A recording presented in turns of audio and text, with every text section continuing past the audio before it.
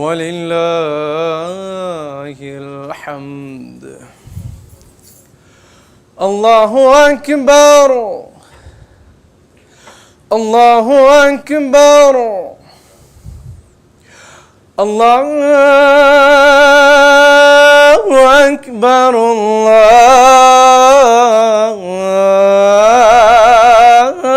الله أكبر.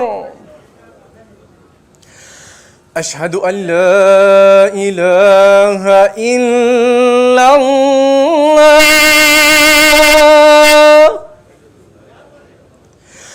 أشهد أن لا إله إلا الله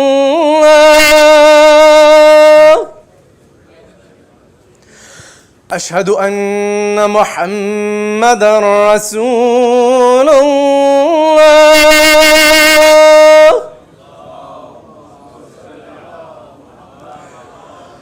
أشهد أن محمدًا رسول الله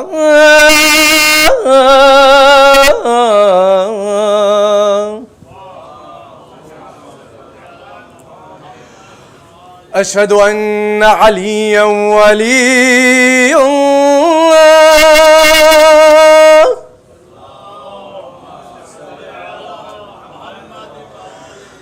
أشهد أن أمير المؤمنين عليًا حجة الله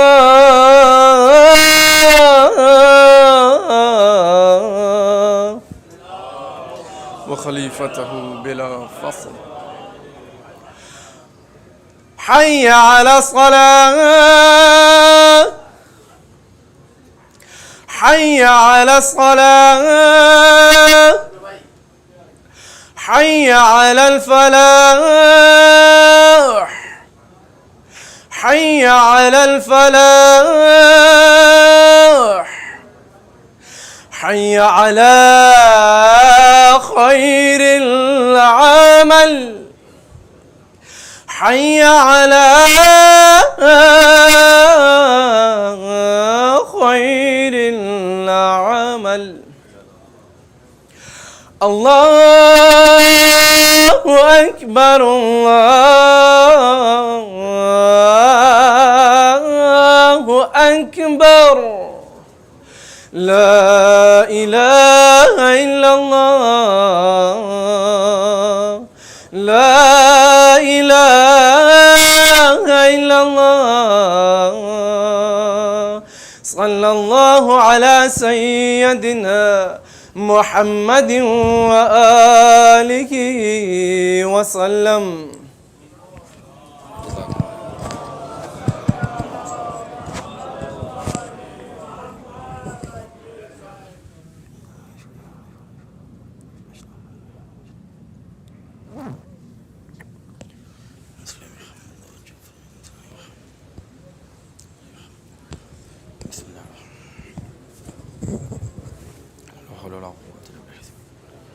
بسم الله الرحمن الرحيم.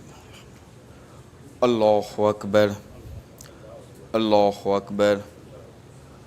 أشهد أن لا إله إلا الله أشهد أن لا إله إلا الله أشهد أن محمد رسول الله.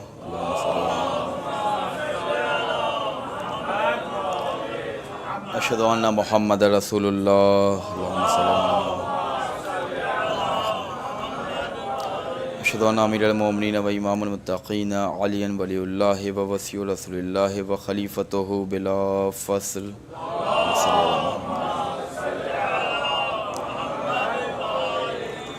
أشهد أن أمير المؤمنين وإمام المتقين عليا حجة الله.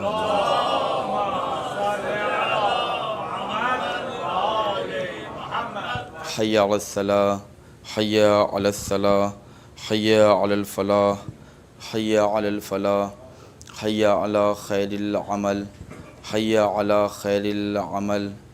قد قامت الصلاة قد قامت الصلاة.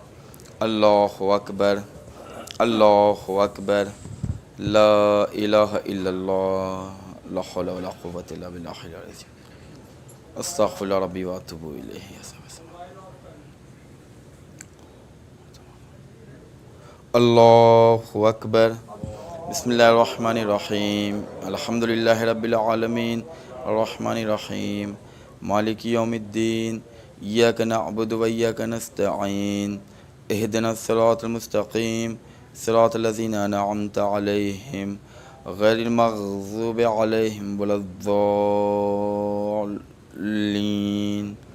بسم اللہ الرحمن الرحیم انا اعطیناک الکوثر فصلی لربک وانحر ان شانک هو الابتر اللہ اکبر سبحان اللہ سبحان اللہ سبحان اللہ سبحان ربی العظیم و بحمدہ اللہم صلی علی محمد و آل محمد سمیع اللہ لمن حمیدہ اللہ اکبر سبحان اللہ سبحان اللہ سبحان اللہ سبحان ربی العالی و بحمدہ اللہم صلی علی محمد و آل محمد اللہ اکبر استغفر ربی و اتوب الیہ اللہ اکبر سبحان اللہ سبحان اللہ سبحان اللہ سبحان ربی العالی و بحمدہ اللہم صلی علی محمد و آل محمد اللہ اکبر بحول اللہ و قوتہ یقوم و اقعد بسم اللہ الرحمن الرحیم الحمد للہ رب العالمین الرحمن الرحیم مالک یوم الدین ایاک نعبد و ایاک نستعین اہدنا الصراط المستقیم صراط الذین انعمت علیہم غیر المغضوب علیہم ولا الضالین بسم اللہ الرحمن الرحیم قل هو اللہ احد اللہ الصمد لم یلد ولم یولد ولم یکن لہ کفوا احد کذالک اللہ ربی اللہ اکبر اللہم صلی علی محمد و آل محمد وعجل فرجہم ولعن اعداءہم اجمعین اللہم لعن قتلۃ الحسین و اولادہ و اصحابہ اللہ اکبر سبحان اللہ سبحان اللہ سبحان اللہ سبحان ربی العظیم و بحمدہ اللہم صلی علی محمد و آل محمد سمیع اللہ لمن حمیدہ اللہ اکبر سبحان اللہ سبحان اللہ سبحان اللہ سبحان ربی العالی و بحمدہ اللہم صلی علی محمد و آل محمد اللہ اکبر استغفر ربی و اتوب الیہ اللہ اکبر سبحان اللہ سبحان اللہ سبحان اللہ سبحان ربی العالی و بحمدہ اللہم صلی علی محمد و آل محمد اللہ اکبر الحمدللہ اشہد ان لا الہ الا اللہ وحدہ لا شریک لہ واشہد ان محمدا عبدہ ورسولہ اللہم صلی علی محمد و آل محمد وتقبل شفاعتہ وارفع درجتہ بحول اللہ و قوتہ یقوم و اقعد سبحان اللہ والحمد للہ ولا الہ الا اللہ سبحان اللہ والحمد للہ ولا الہ الا اللہ سبحان اللہ والحمد للہ ولا الہ الا اللہ استغفر ربی واتوب الیہ اللہ اکبر سبحان اللہ سبحان اللہ سبحان اللہ سبحان ربی العظیم و بحمدہ اللہم صلی علی محمد و آل محمد وعجل فرجہم سمیع اللہ لمن حمیدہ اللہ اکبر سبحان اللہ سبحان اللہ سبحان اللہ سبحان ربی العالی و بحمدہ اللہم صلی علی محمد و آل محمد اللہ اکبر استغفر ربی و اتوب الیہ اللہ اکبر سبحان اللہ سبحان اللہ سبحان اللہ سبحان ربی العالی و بحمدہ اللہم صلی علی محمد و آل محمد اللہم ارزقنی شفاعت الحسین یوم الورود اللہ اکبر الحمدللہ اشہد ان لا الہ الا اللہ وحدہ لا شریک لہ واشہد ان محمدا عبدہ ورسولہ اللہم صلی علی محمد و آل محمد السلام علیکم ایھا النبی و رحمۃ اللہ وبرکاتہ السلام علینا وعلی عباد اللہ الصالحین السلام علیکم ورحمۃ اللہ وبرکاتہ اللہ اکبر اللہ اکبر اللہ اکبر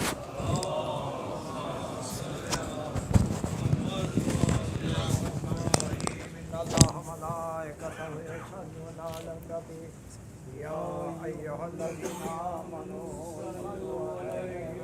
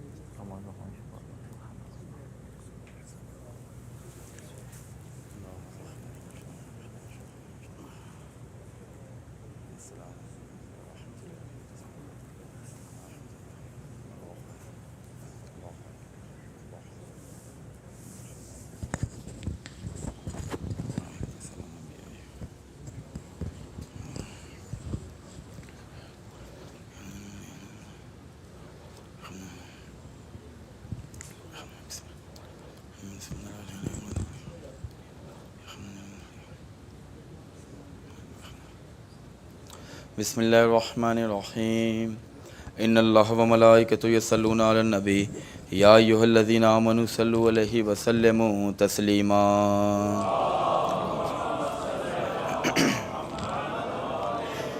بسم اللہ الرحمن الرحیم سبحان من لا یعتدی علی اہل مملکتی سبحان من لا یاخذ اہل الارض بالوان العذاب سبحان الرؤوف الرحیم اللہم اجعل فی قلبی نورا و بصرا و فہما و علما انک علی کل شیء قدیر اللہم صل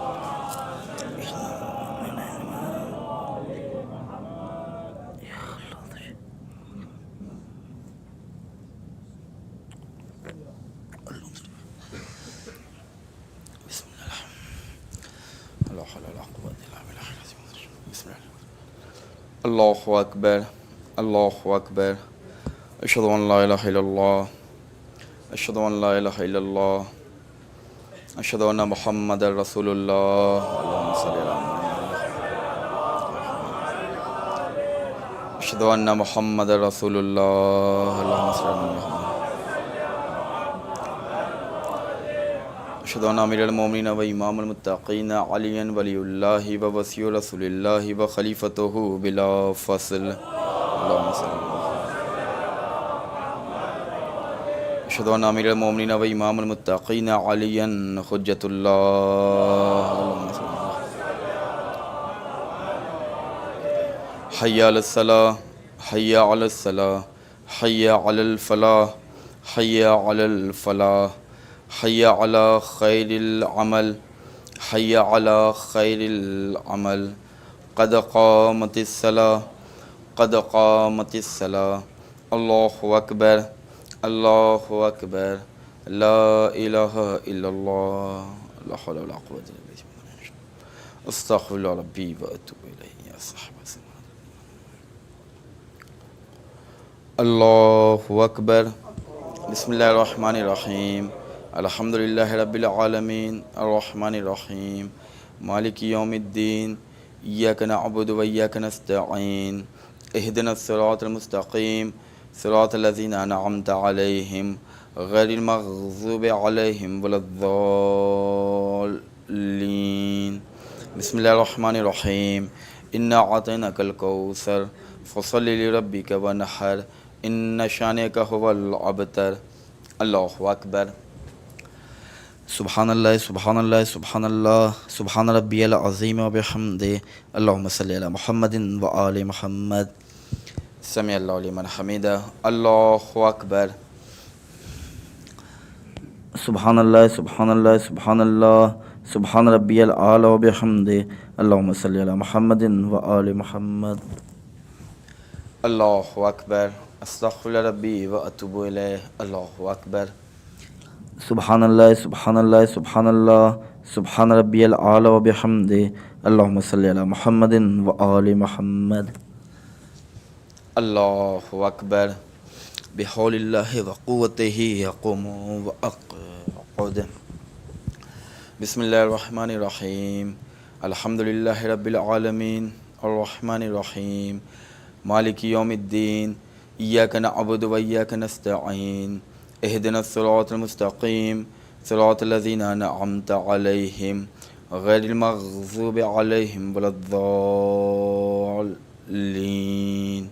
بسم اللہ الرحمن الرحیم. قل هو اللہ احد اللہ الصمد لم یلد ولم یولد ولم یکن له کفوا احد. کذالک اللہ ربی. اللہ اکبر. اللہم صلی علی محمد و آل محمد وعجل فرجہم. یا اللہ یا رحمان یا رحیم یا مقلب القلوب ثبت قلبی علی دینک. اللہم لنقاتل فاطمۃ الزہرا سلام اللہ علیہا. اللہ اکبر. سبحان اللہ سبحان اللہ سبحان اللہ سبحان ربی العظیم و بحمدہ. اللہم صلی علی محمد و آل محمد. سمع اللہ لمن حمیدہ. اللہ اکبر. سبحان اللہ سبحان اللہ سبحان اللہ سبحان ربی العالی و بحمدہ. اللہم صلی علی محمد و آل محمد. اللہ اکبر. استغفر ربی و اتوب الیہ. اللہ اکبر. سبحان اللہ سبحان اللہ سبحان اللہ سبحان ربی العالی و بحمدہ. اللہم صلی علی محمد و آل محمد. اللہ اکبر. الحمدللہ اشہد ان لا الہ الا اللہ وحدہ لا شریک لہ واشہد ان محمدا عبدہ ورسولہ. اللہم صلی علی محمد و آل محمد وتقبل شفاعتہ وارفع درجتہ. بحول اللہ و قوتہ اقوم اقعد. سبحان اللہ والحمد للہ ولا الہ الا اللہ الحمد للہ ولا الہ الا اللہ سبحان اللہ والحمد للہ ولا الہ الا اللہ استغفر ربی. اللہ اکبر. سبحان اللہ سبحان اللہ سبحان اللہ سبحان ربی العظیم و بحمدہ. اللہم صلی علی محمد و آل محمد. سمع اللہ لمن حمیدہ. اللہ اکبر. سبحان اللہ سبحان اللہ سبحان اللہ سبحان ربی العالی و بحمدہ. اللہم صلی علی محمد و آل محمد. اللہ اکبر. استغفر ربی و اتوب الیہ. اللہ اکبر. سبحان اللہ سبحان اللہ سبحان اللہ سبحان ربی العالی و بحمدہ. اللہم صلی علی محمد و آل محمد. اللہ اکبر. بحول اللہ وقوتہ اقوم واقعد. سبحان اللہ والحمد للہ سبحان اللہ والحمد للہ سبحان اللہ والحمد للہ. اللہ اکبر. سبحان اللہ سبحان اللہ سبحان اللہ سبحان ربی العظیم وبحمدہ. اللہم صلی علی محمد وآل محمد وعجل فرجہم. سمع اللہ لمن حمیدہ. اللہ اکبر. سبحان اللہ سبحان اللہ سبحان اللہ سبحان ربی العلی وبحمدہ. اللہم صلی علی محمد وآل محمد. اللہ اکبر. استغفر ربی واتوب الیہ. اللہ اکبر. سبحان اللہ سبحان اللہ سبحان اللہ سبحان ربی العلی وبحمدہ. اللہم صلی علی محمد وآل محمد. اللہم ارزقنی شفاعت الحسین یوم الورود. اللہ اکبر. الحمدللہ. اشہد ان لا الہ الا اللہ وحدہ لا شریک لہ واشہد ان محمدا عبدہ ورسولہ. اللہم صلی علی محمد وآل محمد. السلام علیکم ایھا النبی ورحمۃ اللہ وبرکاتہ. السلام علینا وعلی عباد اللہ الصالحین. السلام علیکم ورحمۃ اللہ وبرکاتہ. اللہ اکبر اللہ اکبر اللہ اکبر. اللہم صلی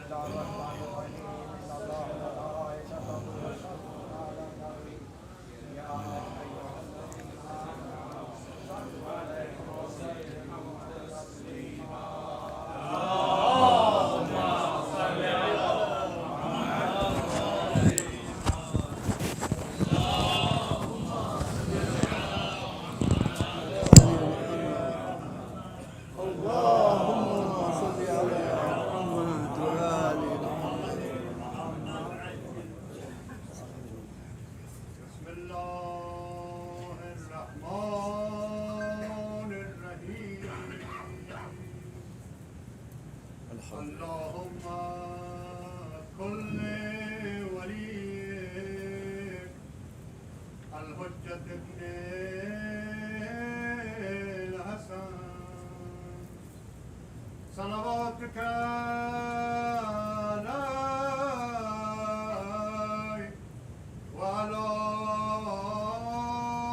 آبائي في هذه الساعة وفي كل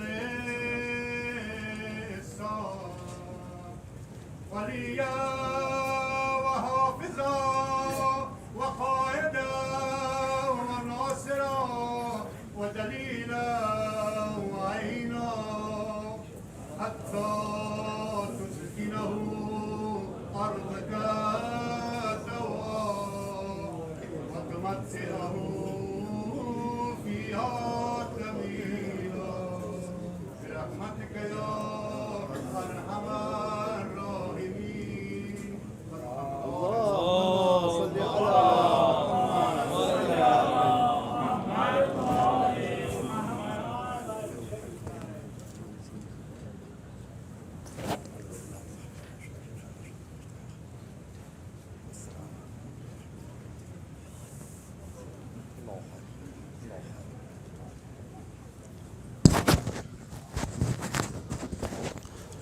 بسم اللہ الرحمن الرحیم. ان اللہ و ملائکتہ یصلون علی النبی یا ایھا الذین آمنوا صلوا علیہ وسلموا تسلیما.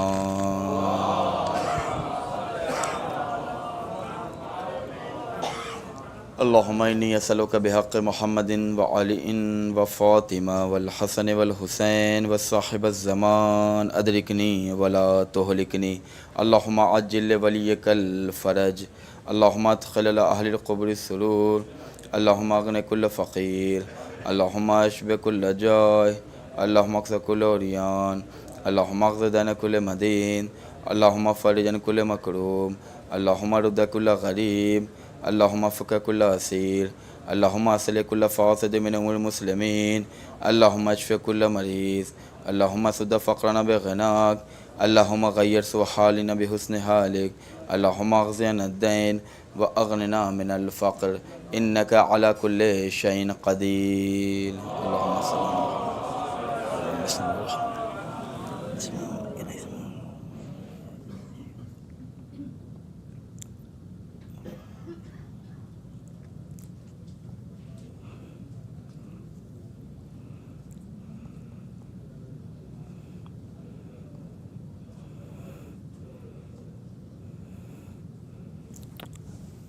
اللهم صل. بسم الله.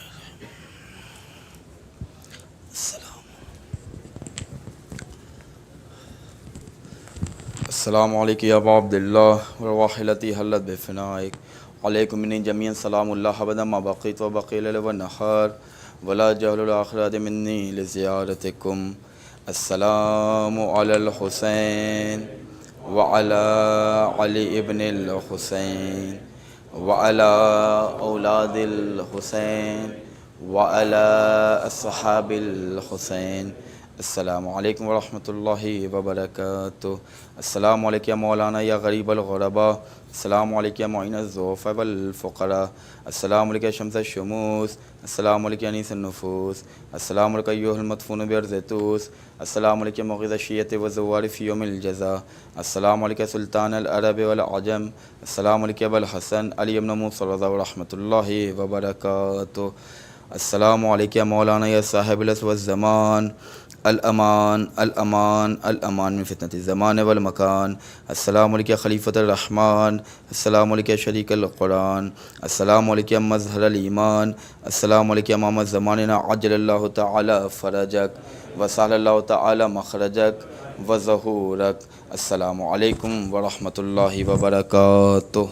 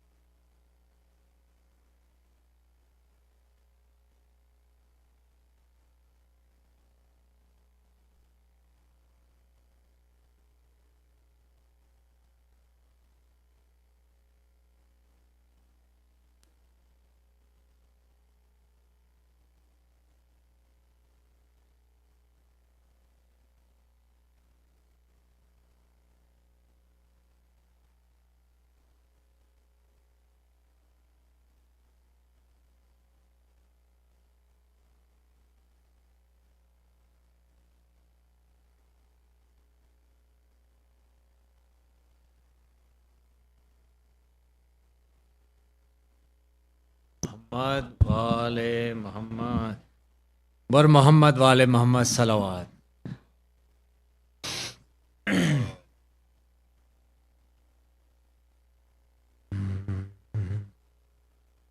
ٹکڑے نہیں چادر میں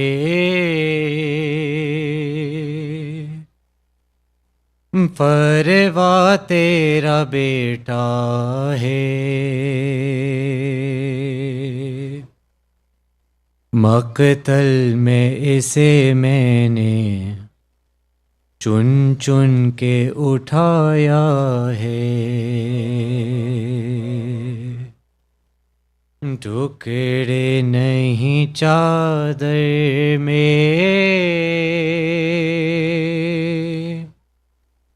پرواہ تیرا بیٹا ہے. مقتل میں اسے میں نے چن چن کے اٹھایا ہے.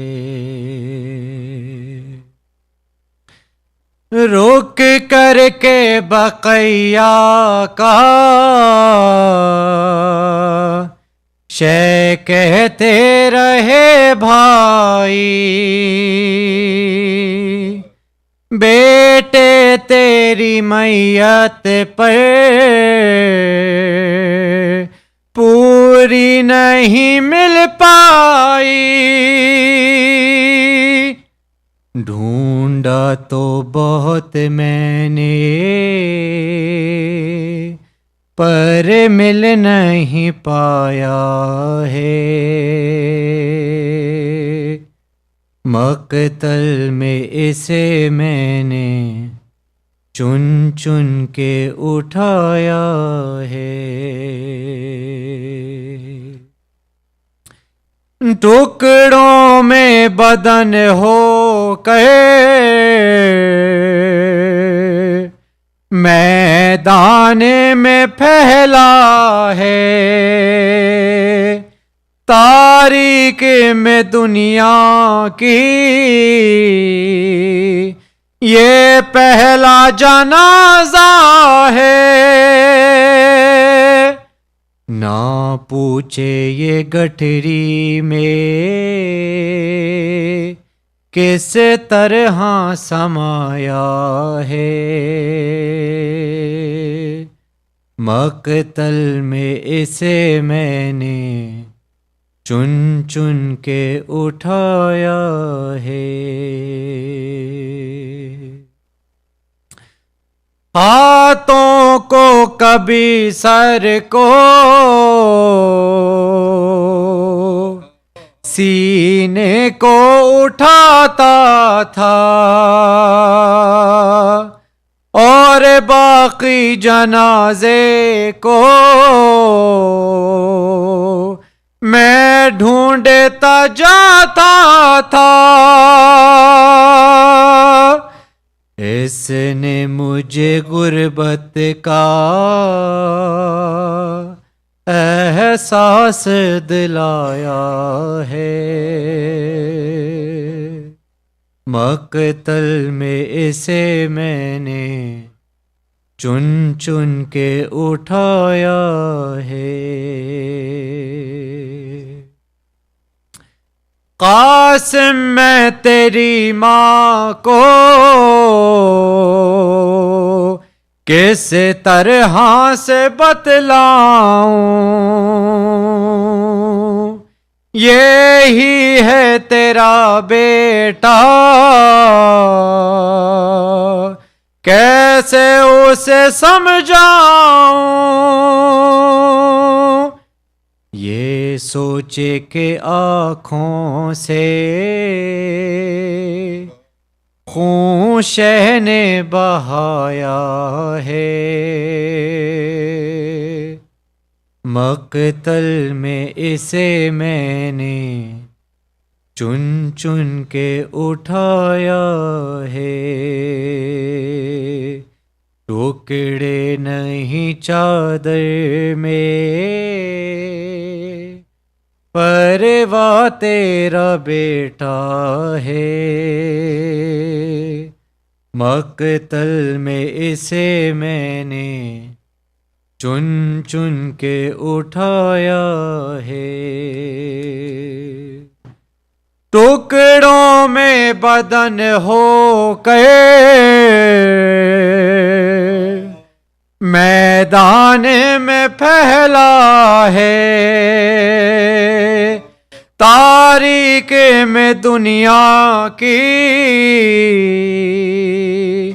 یہ پہلا جنازہ ہے، نہ پوچھے یہ گٹھری میں کس طرح سمایا ہے،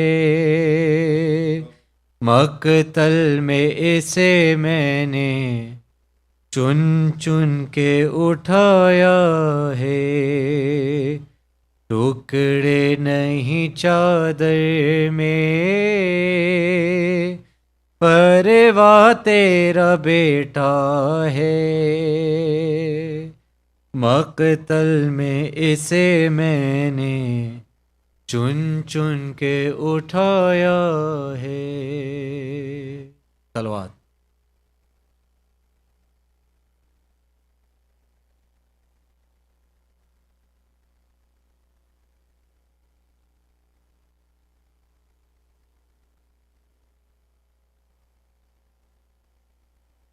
پر محمد والے محمد صلی اللہ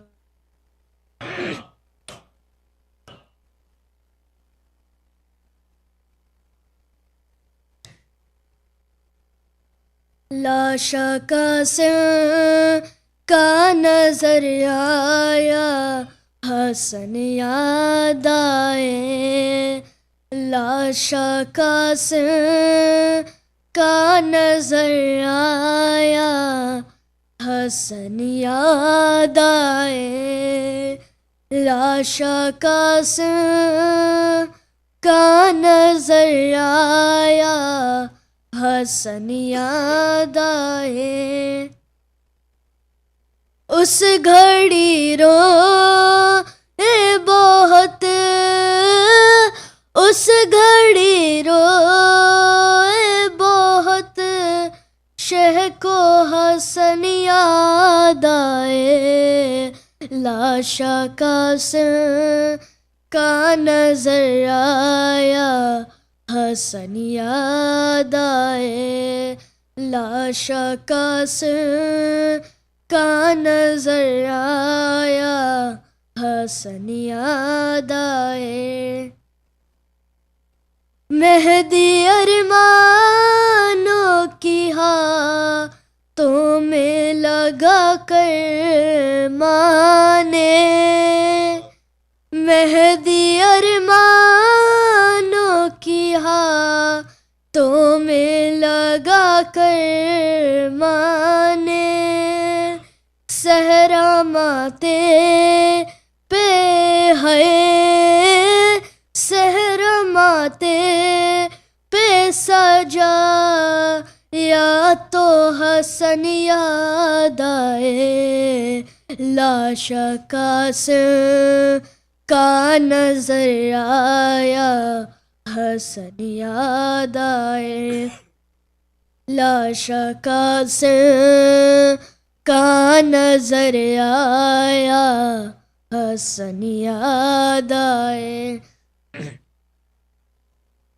ہائے قاسم نہ تیرے ٹکڑے بدن کے ہوتے، ہائے قاسم نہ تیرے ٹکڑے بدن کے ہوتے، رو کے سینے سے ہے، رو کے سینے سے لگا، یا تو حسن یاد آئے، لاشا قاسم کا نظر آیا، حسن یاد آئے، لاشا قاسم کا نظر آیا، حسن یاد آئے،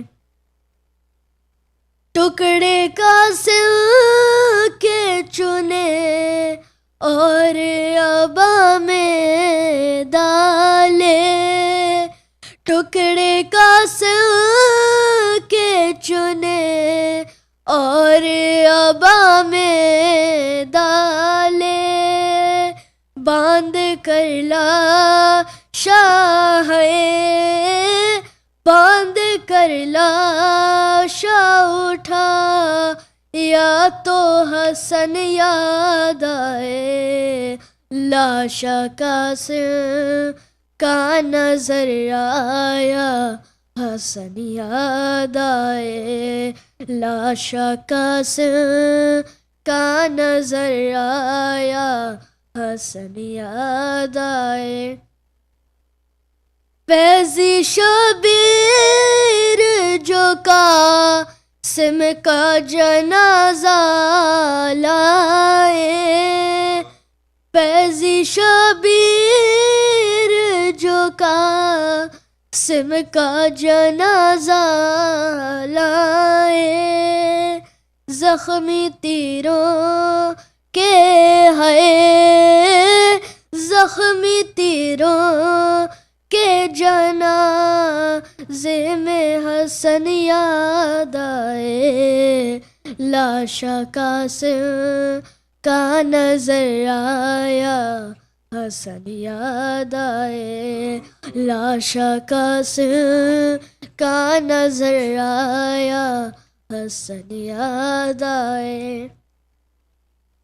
ہائے قاسم نہ تیرے ٹکڑے بدن کے ہوتے، ہائے قاسم نہ تیرے ٹکڑے بدن کے ہوتے، رو کے سینے سے ہے، رو کے سینے سے لگا، یا تو حسن یاد آئے، لاشاں قاسم کا نظر آیا، حسن یاد آئے۔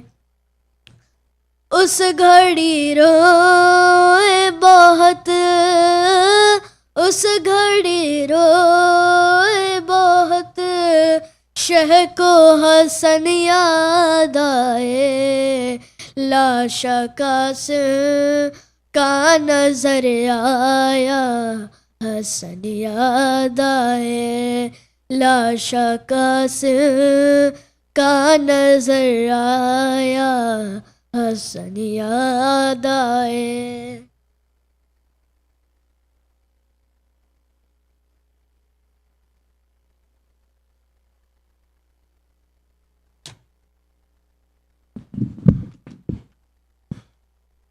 صلوات بر محمد وآل محمد۔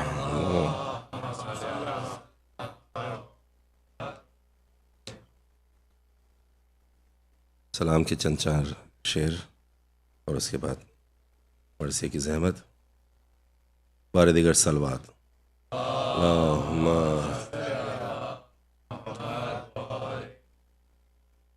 فکر رساں حسین ہے،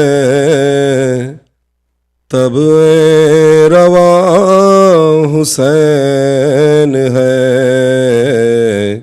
فکر رساں حسین ہے، تب رواں حسین ہے، کن فیکون بیان ہے، اور حسن بیان حسین ہے، کن فیکون بیان ہے، اور حسن بیان حسین ہے، فکر رساں حسین ہے، تب رواں حسین، کار گئے حیات میں سود و ضیا حسین ہے میرا یقین حسین ہے تیرا گمان حسین میرا یقین حسین ہے تیرا گمان حسین ایسے بھی لوگ ہیں جنہیں اللہ کا یقین نہیں ایسے بھی لوگ ہیں جنہیں اللہ کا یقین نہیں وہ بھی بڑے یقین سے کہتے ہیں ہاں حسین ہے وہ بھی بڑے یقین سے کہتے ہیں ہاں حسین اشکوں کے خرچ میں کبھی کل کی نہ فکر کیجیو اشکوں کے خرچ میں کبھی کل کی نہ فکر کیجیو اے میری چشم نم تیرا رزق رساں حسین اے میری چشم نم تیرا رزق رساں حسین سن کے اذان کی صدا روکنا ذکر کربلا سن کے اذان کی صدا روکنا ذکر کربلا کیا تجھے یہ خبر نہیں شرط اذان حسین ہے کیا تجھے یہ خبر نہیں شرط اذان حسین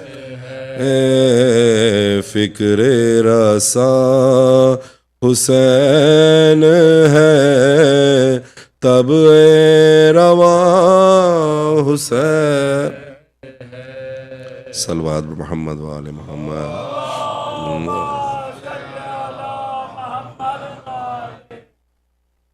فاتحہ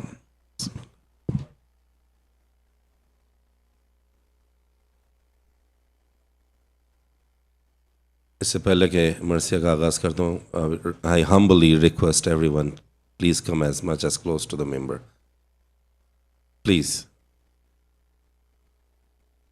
اللهم صل على محمد وآل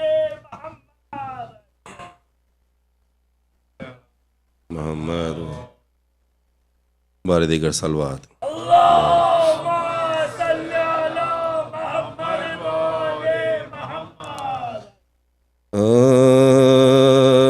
زخمی جرن میں قاسم گل پیرہن ہوا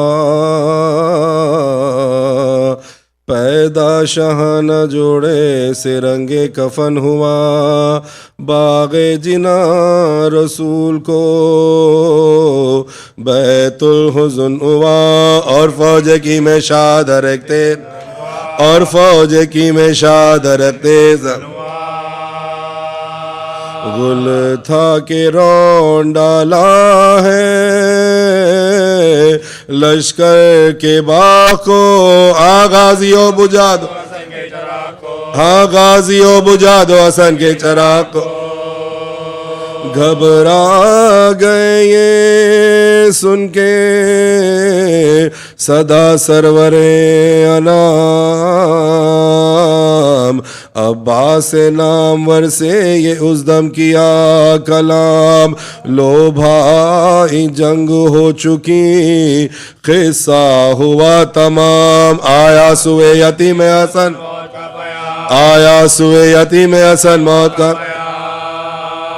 ہم شکل مصطفیٰ کو بلا لو پکار کے مانگو دعا سروں سے مانگو دعا سروں سے امام اتار کے یہ کہہ کے قبلہ روح ہوئے سلطان کائنات درگاہ کبریا میں دعا کی اٹھا کے ہاتھ اے خالق زمیوں زماں رب پاک ذات ان ظالموں کے ہاتھ سے ان ظالموں کے ہاتھ سے قاسم کو تو حافظ جہاں ہے کریم الرحیم ہے یا رب بچا اسے کہ یہ بچہ یا رب بچا اسے کہ یہ بچہ یتیم اس اضطراب میں جو سنا ساز کا سخان زانوں سے سر اٹھا کے ہوئی قبلہ رو دلہن آہستہ کیے عرض کے اے رب ظلم نان دشمن پہ فتح بولکتے دشمن پہ فتح بولکتے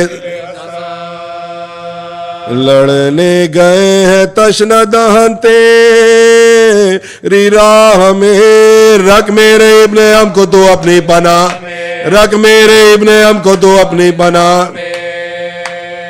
یا رب دلہن بنے مجھے گزری نہ ایک شب دولہا جو مر گیا تو مجھے کیا کہیں گے سب اب تک تو شرم سے نہ ہلائے تھے میں نے لب پر کیا کہوں کہ اب پر کیا کہوں کہ اب ہے میری روح پرتا شبر کے آفتاب کا وقت غروب ہے دولہا سے پہلے مجھ کو ڈالے تو دولہا سے پہلے مجھ کو ڈالے تو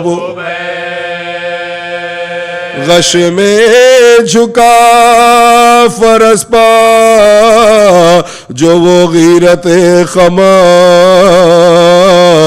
مارا کسی نے فرق پائے ایک گرزتان کار برچھی لگی جو شیز کی ٹکڑے ہوا جگار گرتے تھے اسپ سے کے کمر گرتے تھے اسپ سے کے کمر پر تارا کتے کھا کے پکارے امام فریاد یا حسین بچا لو غلام فریاد یا حسین جھپٹے جو شاہ فوج پا چمکا کے زلف خار بجلی گری یزید کے لشکر پا ایک بار اس غیظ میں امی سے جو آئے سوئے یہ سار بھاگے کے گھوڑوں کی بلاووں کو جب بھاگے پھرا کے گھوڑوں کی بھاگڑ میں خوب سے رنے کی زمین لالو دولہا کی لاش گھوڑوں سے پامال ہو گئی دولہا کی لاش گھوڑوں سے پامال ہو گئی دولہا کی لاش گھوڑوں سے پامال ہو گئی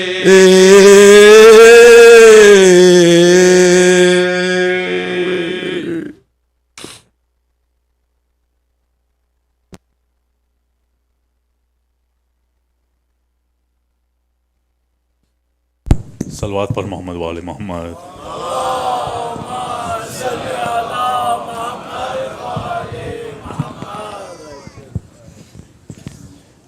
One of the most important movements that's going on within our community globally right now is to rebuild Jannat al-Baqi. I'd like to request Brother Mehdi Rizvi to come and address the crowd on the Baki organization. Can we get a loud salawat?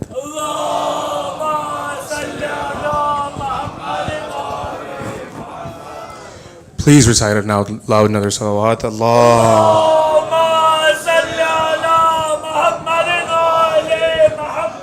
Assalamu alaikum, everyone. Tonight it is my honor to represent Al-Baqi organization.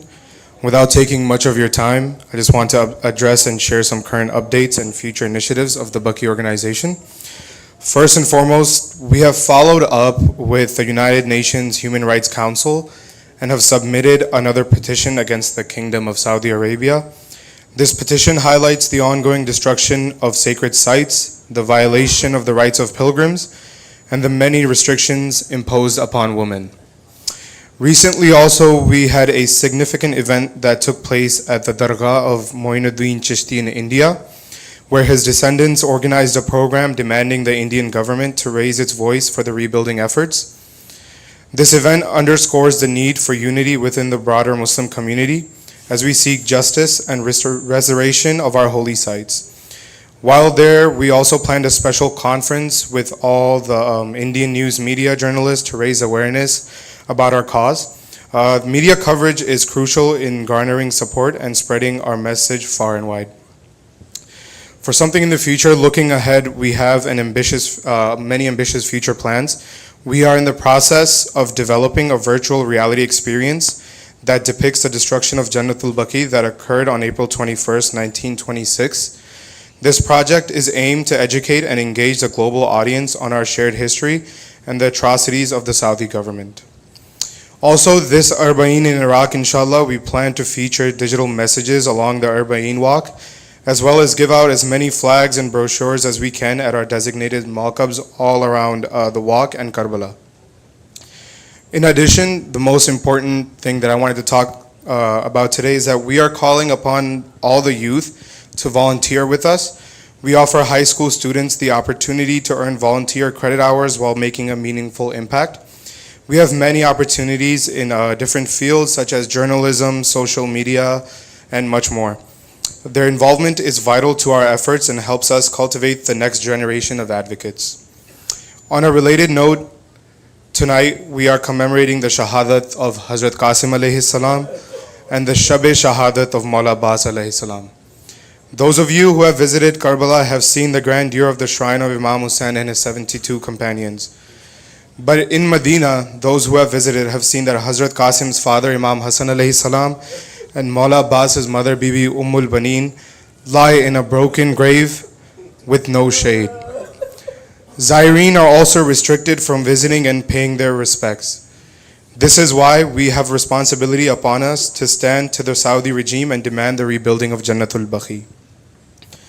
Lastly, before I leave, we encourage everyone to subscribe to all our social media platforms and remain active in all our online community. Your participation amplifies our voice and strengthens our cause. Together we can make a difference. Thank you for your continued support and dedication, and inshallah, in our lifetime, we will visit a rebuilt Jannat al-Baqi. Al-Baqi, Al-Baqi, rebuild. Al-Baqi, Al-Baqi, rebuild. Al-Baqi. Muhammad wa ali Muhammad, salawat. Allah.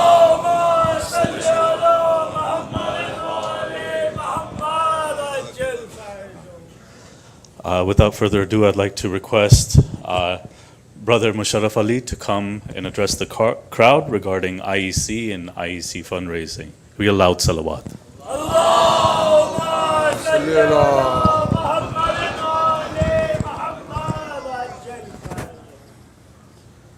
Loud salawat, please.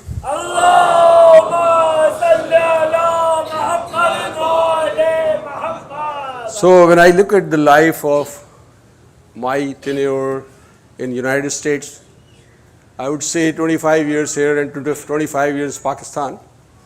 Practically lost 50 years as a Zadar. I would say that when I was asked this morning that give people an impression that what I have learned from IEC and what impact, positive impact IEC has given to this community.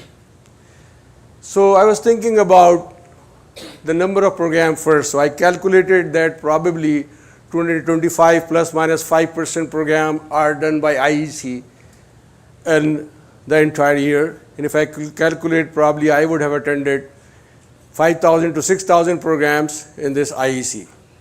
So when my elder children were ages of 14, 12 and 11, and the younger one was 1. So when I will attend 5,000 programs in a year, that impacted my children a lot toward the religious side. If I compare the same tenure in Pakistan, I would say I would have attended 1/3.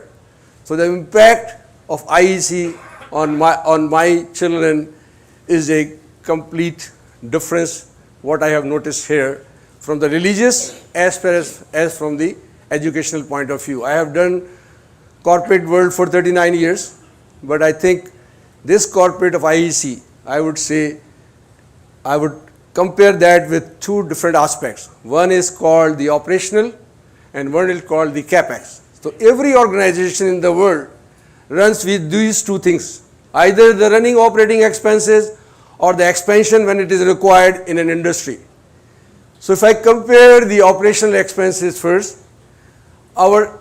if I go back, our community was have a hall of 750 people there, and now we have a hall here. And if I compare the inflation rate also going into last 25 years since I have been associated with the IEC, I would say that the expenses has gone not 3 or 4 times, but probably 15 times. I calculated and I have a number for that. So if you look at the operating expenses, we came to the conclusion that we must attend all the aspects of fundraising on the operation side, which is check-o-matic, this, that, so many things are going on, and you will have more volunteer coming to you tomorrow. That is, the operating expenses has to be completed to run this organization.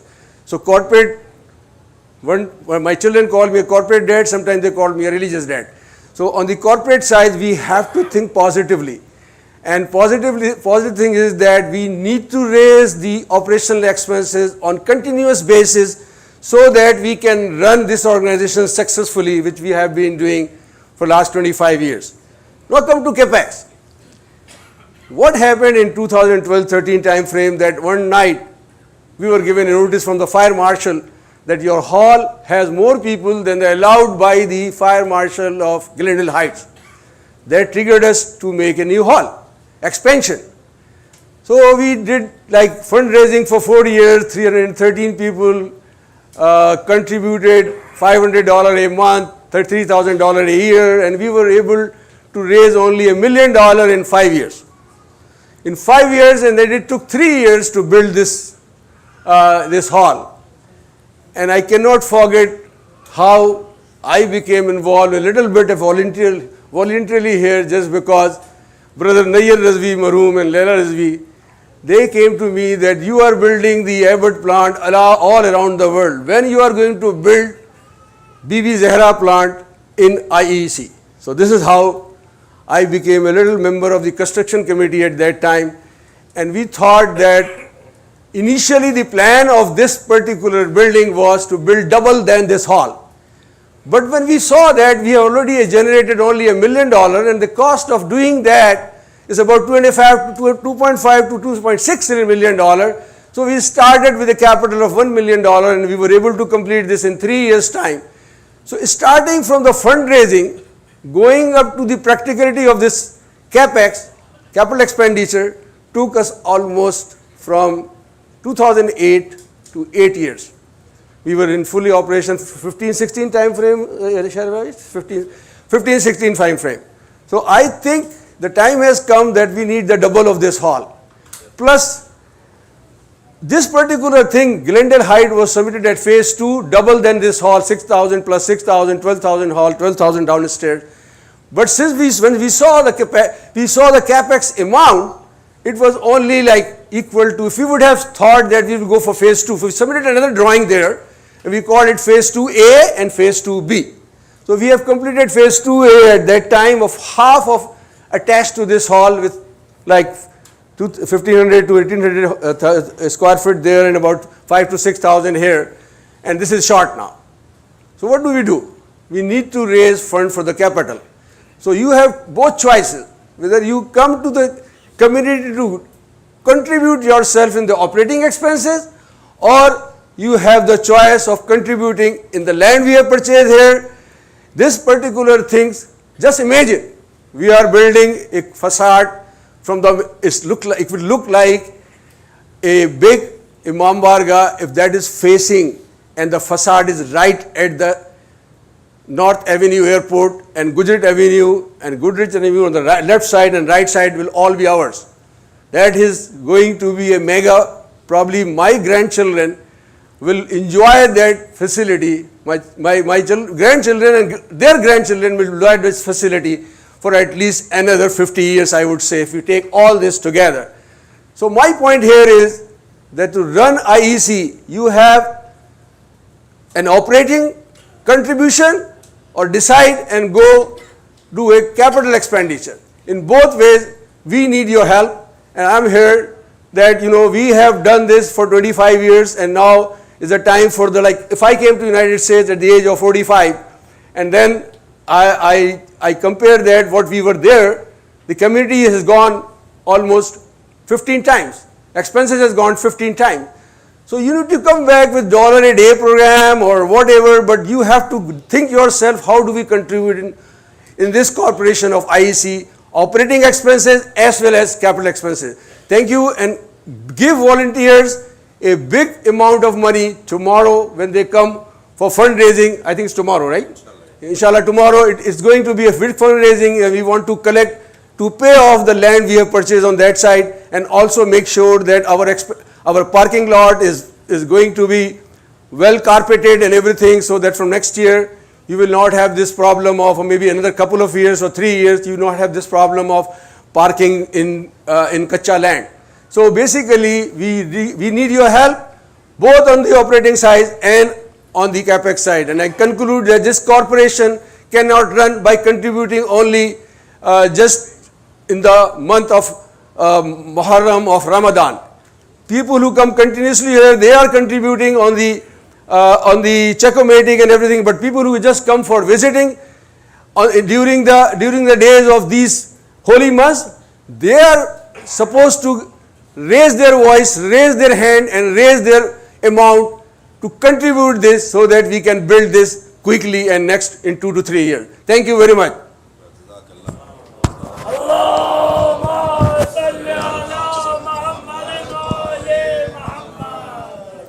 Jazakallah Musharraf Uncle. If you want to donate now, the QR codes are on the pillars.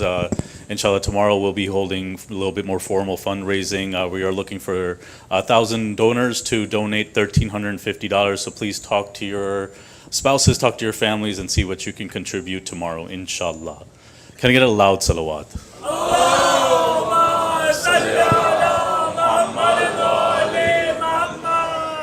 So I see a lot of people coming in still, and we're expecting a large crowd today. So with the loud salawat, I request everyone to come as close as possible to the stage and to the member, so people don't have to be sitting in the shoes, people don't have to be sitting in the tight corners in the back of the hall. Again, with the loud salawat, please move forward. Salawat.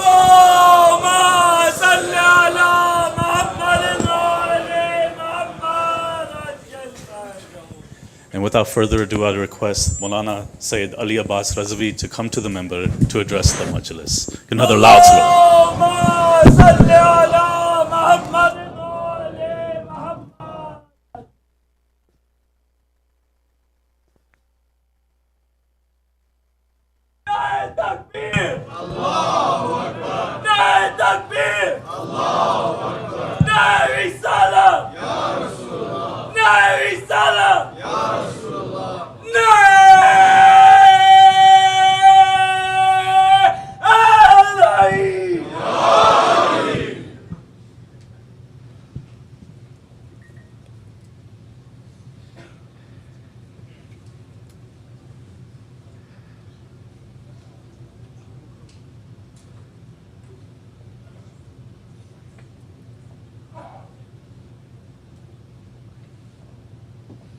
بسم الله الرحمن الرحيم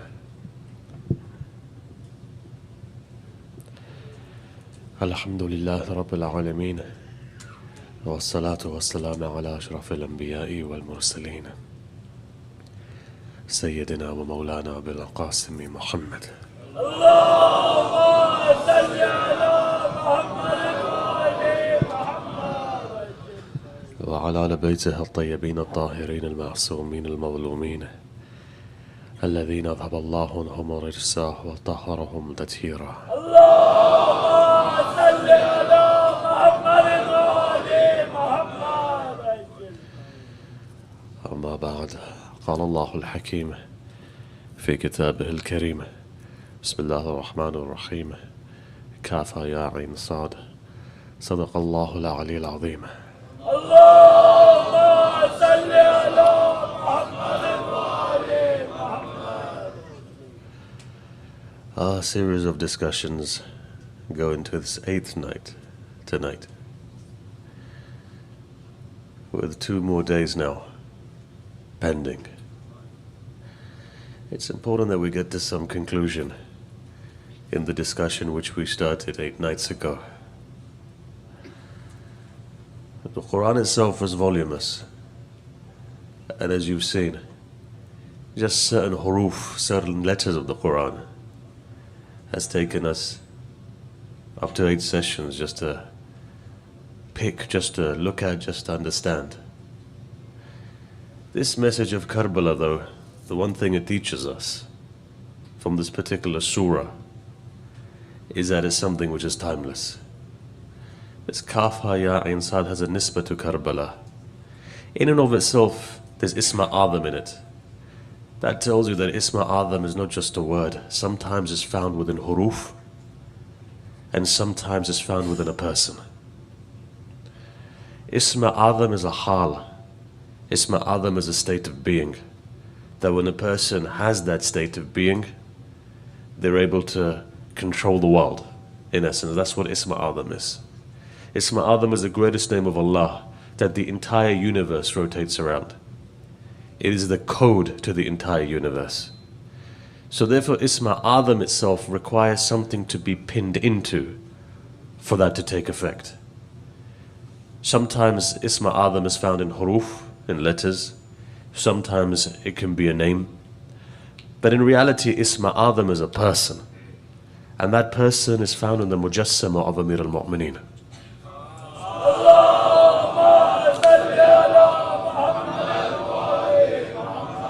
Ayatollah Hassan Zada Amli would say that Isma Adam is the name Ali itself.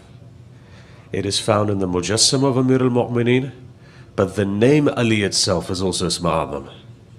This is why the ulama would say, the urafa would say, the first stage of attacking your nafsa ammara, attacking your ego, should be done through the name of Amir al-Mu'mineen. Why? Because Ali is ghalib ala kulla ghalib. In the spiritual realm, he overtakes and he overcomes all obstacles. So in this way, you've seen yourself that for many centuries, you found ulama or rafa, they recite this Ya Ali as much as they can do. It begins on the tongue, Ya Ali. But as you can see, when you do dhikr, the purpose of dhikr is that it begins on the tongue, it ends on the heart. For those people who have ever tried to do dhikr, or those people who are da'im of dhikr, you'll see that it begins on the tongue, but eventually you get to a stage, you don't even realize it, but it's coming out your heart. So for example, people ask, is it possible to do 100,000 salawats in one day? Of course it's possible. You've got to become da'im of dhikr. And if you start now practicing and doing this from the tongue, you see it manifest from the heart. You know, you could do 1,000 salawats in 4 minutes, 10,000 in 10 minutes, whatever it may be. It's been done before, tried and tested, and I'm giving you the solution. The way it's done is from the tongue. It begins on the tongue, but it ends on the heart. When the dhikr of the heart takes place, then you know your entire wujud is benefiting from that dhikr. Otherwise, the lisani dhikr is not as effective. But you've got to begin from the tongue though. It has to start from the tongue before your soul and your entire entity begin to do dhikr. And the best dhikr of all, think about why the Prophet said that within your majalis, make sure the dhikr of Ali is there, because the dhikr of Ali is about it. Dhikr of Ali is not just the fadail of Ali. Dhikr of Ali is actually the name of Ali. The reason why in our majalis our elders taught us to do Nara Haidari is why. Not just because of the fact that you're feeling excited or you're liking something, but through the name Ali, the level of consciousness is raised.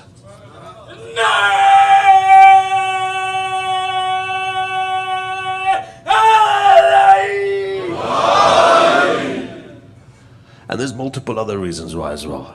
Dhikr of Ali's multiple other reasons as well.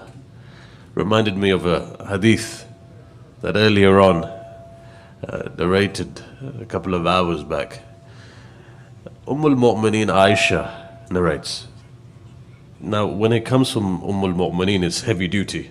So you've got to take that tradition, because generally there's very few traditions from al-Mu'mineen. You know what she says? Two things she says. She says, when we wanted to know a munafiq in our midst, we would do dhikr of Ali. But there's another hadith that's mentioned in Ahl Sunnah traditions, which goes like this. It says, if we wanted to know if a baby is waladul zina or not, we take the baby to Ali. If the baby smiled, we knew it was halal. And if it didn't, we knew it was haram. Right?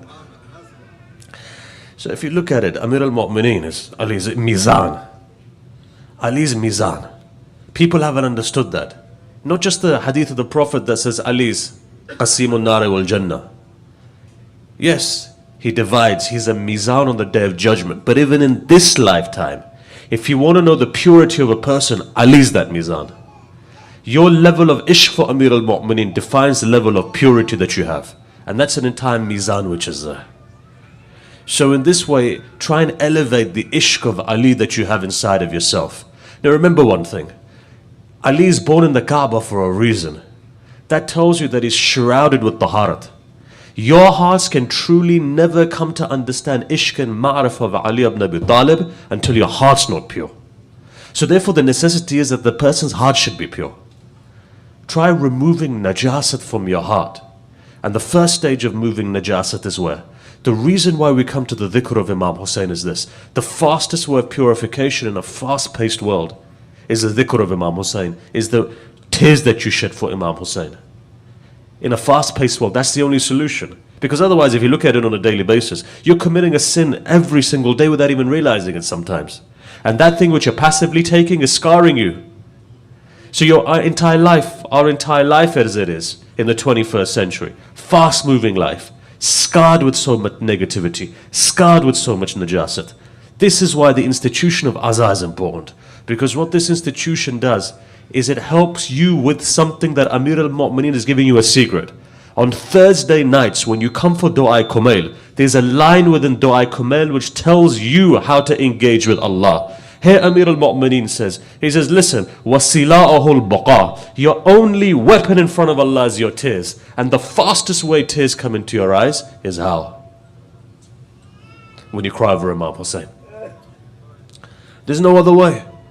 If ever you're in problems, look at the likes of Atullah Marashi Najafi would say, whenever you fall into problems, you're mubtila, ibtila within a situation. What do you do there?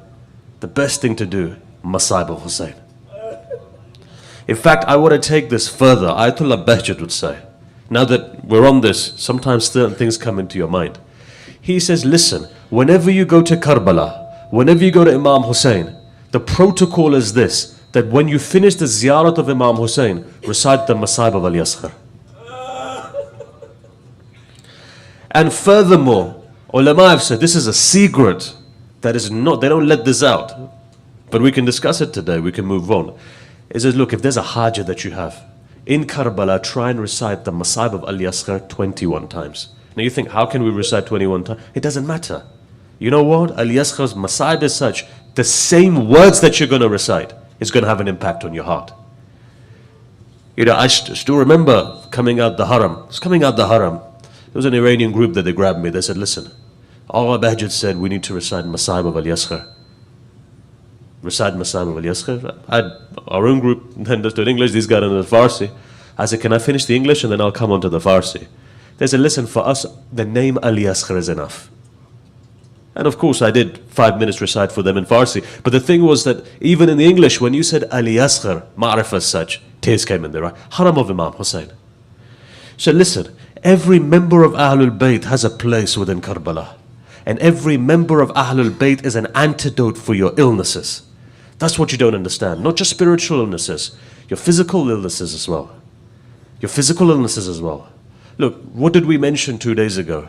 2 days ago, I mentioned something, I didn't complete it. I mentioned half of it, I didn't mention the other half of it. The half of it that I mentioned was this, that understand dua tawassul. Ayatollah Shahabadi says, great mystic, great arif, says that two things he says. Firstly, he says that there was not a dua that I asked from Allah that didn't come true. Because every single day I would recite dua tawassul. Now look, somebody comes to me and says, I've been reciting over 2 days, Moulana, I can't get that Ferrari yet. Come back to me after 364 days, then we'll have a further conversation. It's not something 2 days or 3 days. Make it your dhikr. What is dhikr? You make it your remembrance. Everyone has a dhikr. If you make dua tawassul, what are you saying? Ya wajihan indallah, ishfa'alana indallah. They can show face in front of Allah where you and I can't show face. Make it your dhikr. Make Ahlul Bayt such. Make your tawassul such. Because remember this, when you do dhikr of Allah, what are you doing? Dhikr of Allah basically is a wasila. The names of Allah is a wasila to Allah. In the same way, Ahlul Bayt's name is Isma Adam as well. Ali's name is Isma Adam. In the same way that you do wasila from other names to get to Allah. You take a sifa of Allah, you say, Ya Kareem, sifa of Allah. Ya Rahim, sifa of Allah. Ya Ra'uf, Ya Rahim, whatever it may be. These are all sifat of Allah. Sifat of Allah go back to Allah, yes. But they're a wasila to go back to Allah.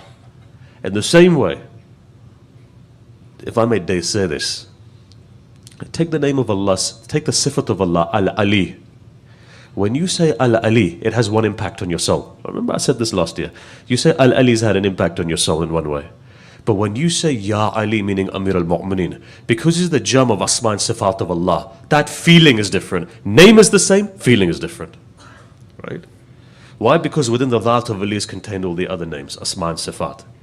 So Ahlul Bayt in and of itself takes you to a level, takes you to a maqam. What's important for us therefore is this. Start off with tawassul first. Tawassul is important. Dua tawassul is important. So every day if you can do that, and he gives a time of this as well, not any time. Between Maghrib and Isha, recite dua tawassul. And if you have a problem in your life, then after every wajib prayer, recite dua tawassul. Remember Mubashir Kashani, he was alive today.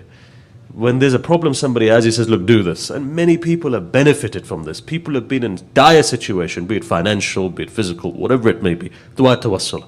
Second thing Ayatollah Shahabadi says is this, and I was reminded yesterday that there's a couple of loose ends I've said to complete, so let me complete them, and then after that, because we've only got 2 nights.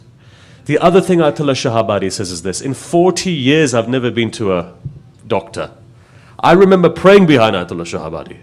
That I remember praying Dhuhrain behind him. The man was in his 80s, he's passed away now.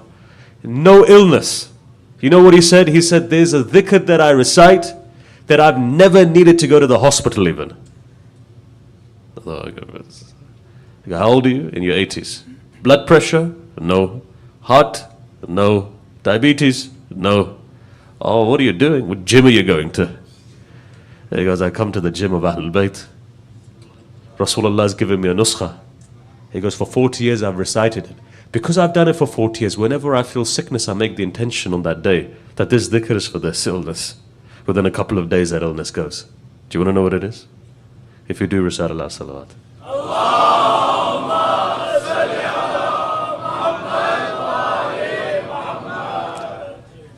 If you could help me a little bit, if you can come forward, please, because people are cutting right through. If you can come as far forward, there's still a slight amount of space here.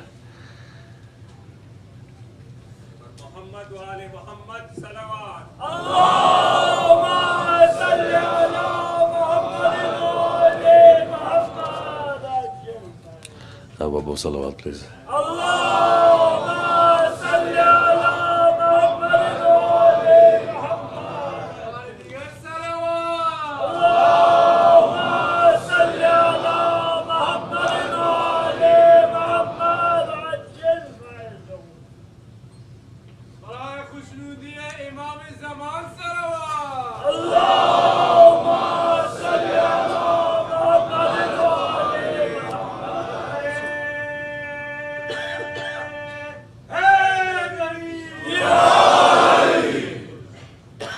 I know it's inconvenient sometimes, but it also makes me happy to know that even today, that gharib who had no one to cry over him, today there's so many people here to cry over Hussein.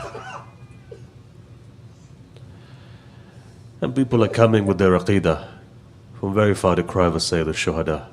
I was listening to some people come from very far away, driving hours to come. People have taken Airbnbs and hotels. This tells you Hussein is still alive. This tells you that dua of Fatima is still continuing. That Hussein, that people, if they wanted to cry, would get beaten for it. Today you find that people are crying. So anyway, I think we're at capacity. I know yesterday people were sitting outside. We have no solution, inshallah. When you build, as the man was saying before, double or triple or however big you want to build your halls, inshallah, at least for 10 years you'll have something. If you think you're going to have it 50 years, I doubt it. Just remember, the way that the Shias of Ahlul Bayt spread, even double this will be small one day. Not in 50 years, I'm hoping in 10 years. Inshallah. Anyway, coming to the point. So Ayatollah Shahabadi says, he says, look, there's something that Ahlul Bayt have given us. That if we were to recite this, your health, and it takes care of your health, you may think it's a small thing. People think, well, these are small things. But the problem is you only recite it once in your life and that's it. Ayatollah Shahabadi says, he says, look, there's a hadith that says that Surah Hamd has that much power that if it was to be recited over a dead body and it came back to life again, don't be surprised. Ayatollah Shahabadi says, for 40 years, every single day after Fajr, I've recited 70 times Surah Hamd. And whenever I feel sick, that day 70 times I make the intention that this Surah 70 times is for this. But he says the most important thing is that aggregate building up, that building up, that building up. This is what Ayatollah Shahabadi says. And if you try this, it's in front of you.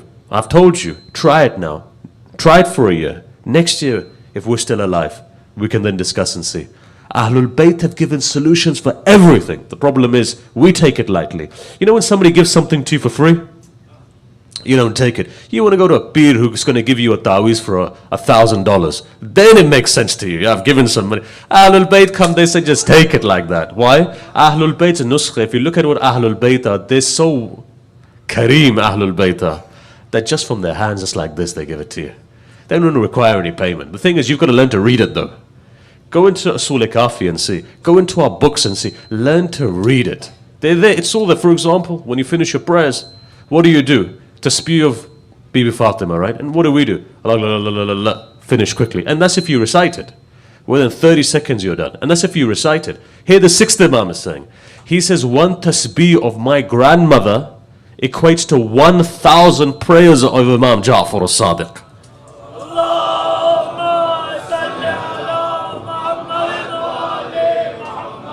Which Imam al-Sadiq? That Imam al-Sadiq who's ma'soom. His prayer can't even be compared to our prayers. His prayers are 100%. Ours is not even 1%. He's saying 1,000 of my prayers for one tasbih. 1,000 for... So if you can understand what he's saying, if you have the ma'rifah, then you wouldn't stop it. After every prayer, you'd be reciting tasbih of Zahra. The reason why you don't recite it is because you don't have ma'rifah of it. What kind of Shias are we that we have no ma'rifah of what Ahlul Bayt has given us? The one thing you find that Rasulullah gives his daughter openly for people when she needs help is this tasbih. And it's not even something that you're sitting there reciting 1,000 times. But anyhow, let me develop that now. This one tasbih is a secret that opens every other ones. So ulama have said that whenever you fall into certain issues, recite this tasbih 14 times. So 14 of those tasbihs that you have. There's secrets in this. The problem though is that we've not applied it for ourselves. We don't look at it. Because it's been given to you on a plate, you take it and you just leave it there on the side. Whereas the Quran, Athkar and the du'as, awrad of Ahlul Bayt are sufficient. Enough for solutions in your life. If you go to Imam Sajjad's Sayfa Sajjadiyah, there's du'as within that are sufficient for you within a week to solve your issues. Within a week to solve your issues. Look, forget all of that. Let me tell you one more thing. Khake Shifa is sufficient to solve most of your issues as well. Many years ago I mentioned this on this minbar. It's not my topic, I'm going to mention it and I'm going to move on. Because we've got a lot to complete and I don't want to leave after 2 days having not completed what we started. Unfortunately, we've only got through 20% in the last 8 nights of what I wanted to talk about. Just remember this. If you don't have ma'rif of the khaq of Hussein, you're not going to have ma'rif of Hussein. We're jumping too far up. Look at the khaq of Hussein.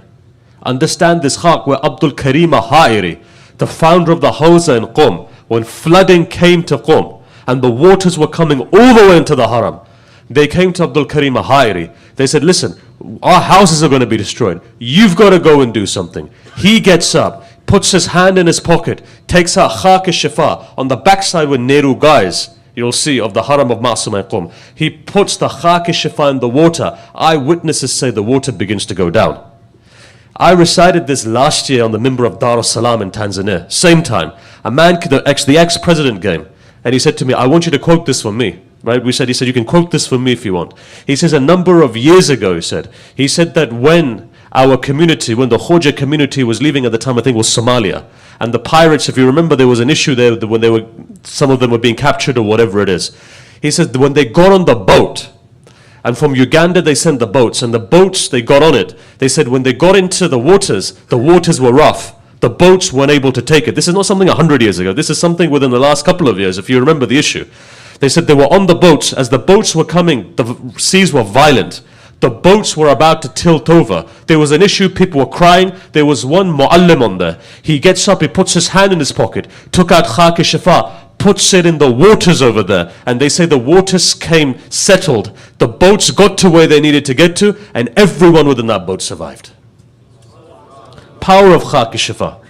Understand this. This is not something small. Forget Hussein. If you understand Hussein's name, then you understand what Qambar did. When he wrote that small ta'viz, what did he write to the person? He says, if you ever feel that you're on a ship and it's rocky, just take this ta'viz, put it in the water. What did the ta'viz say? For the sake of this head of Qambar that's been on the lap of Ali, seas calm down. That's sufficient. If you come to understand a person who's put his head on the door of Ali, Allama Majlisi says, somebody comes to him, says, Agha, our son is sick.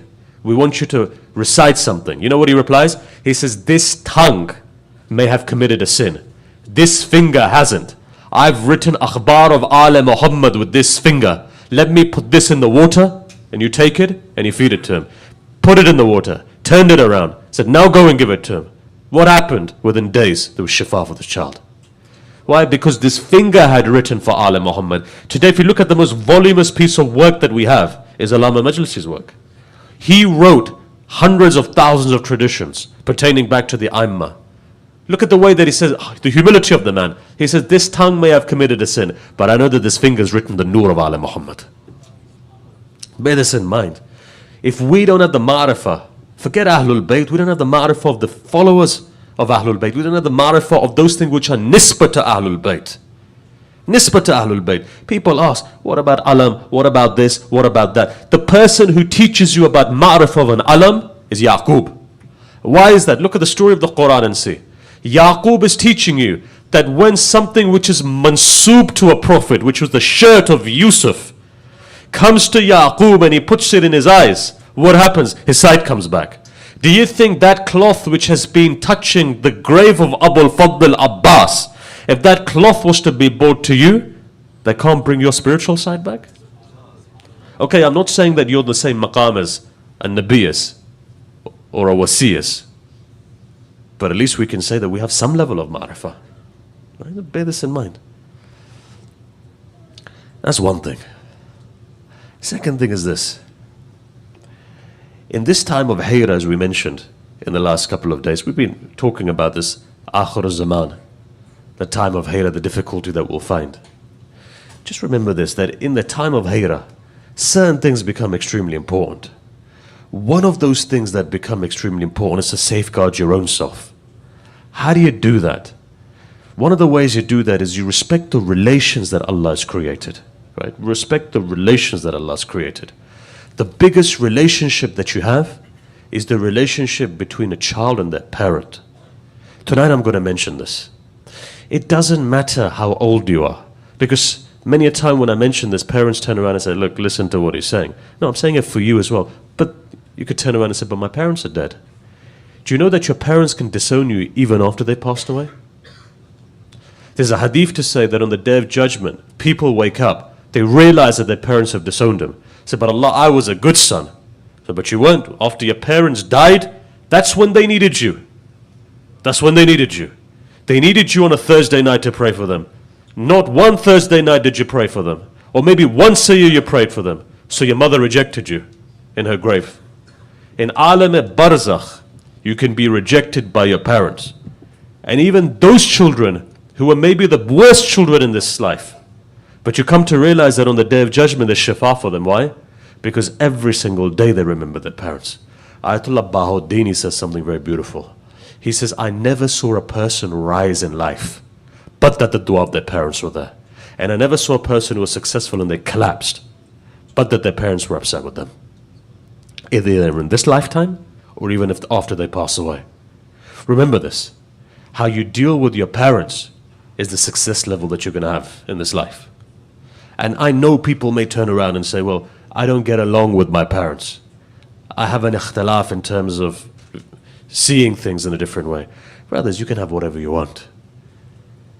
Akhlaq doesn't cost much. You can have your own opinion. There's a lot of people that I may not get along with. It doesn't mean that I'm disrespectful to them. I'm saying rhetorically. And this lesson is for me as well, by the way.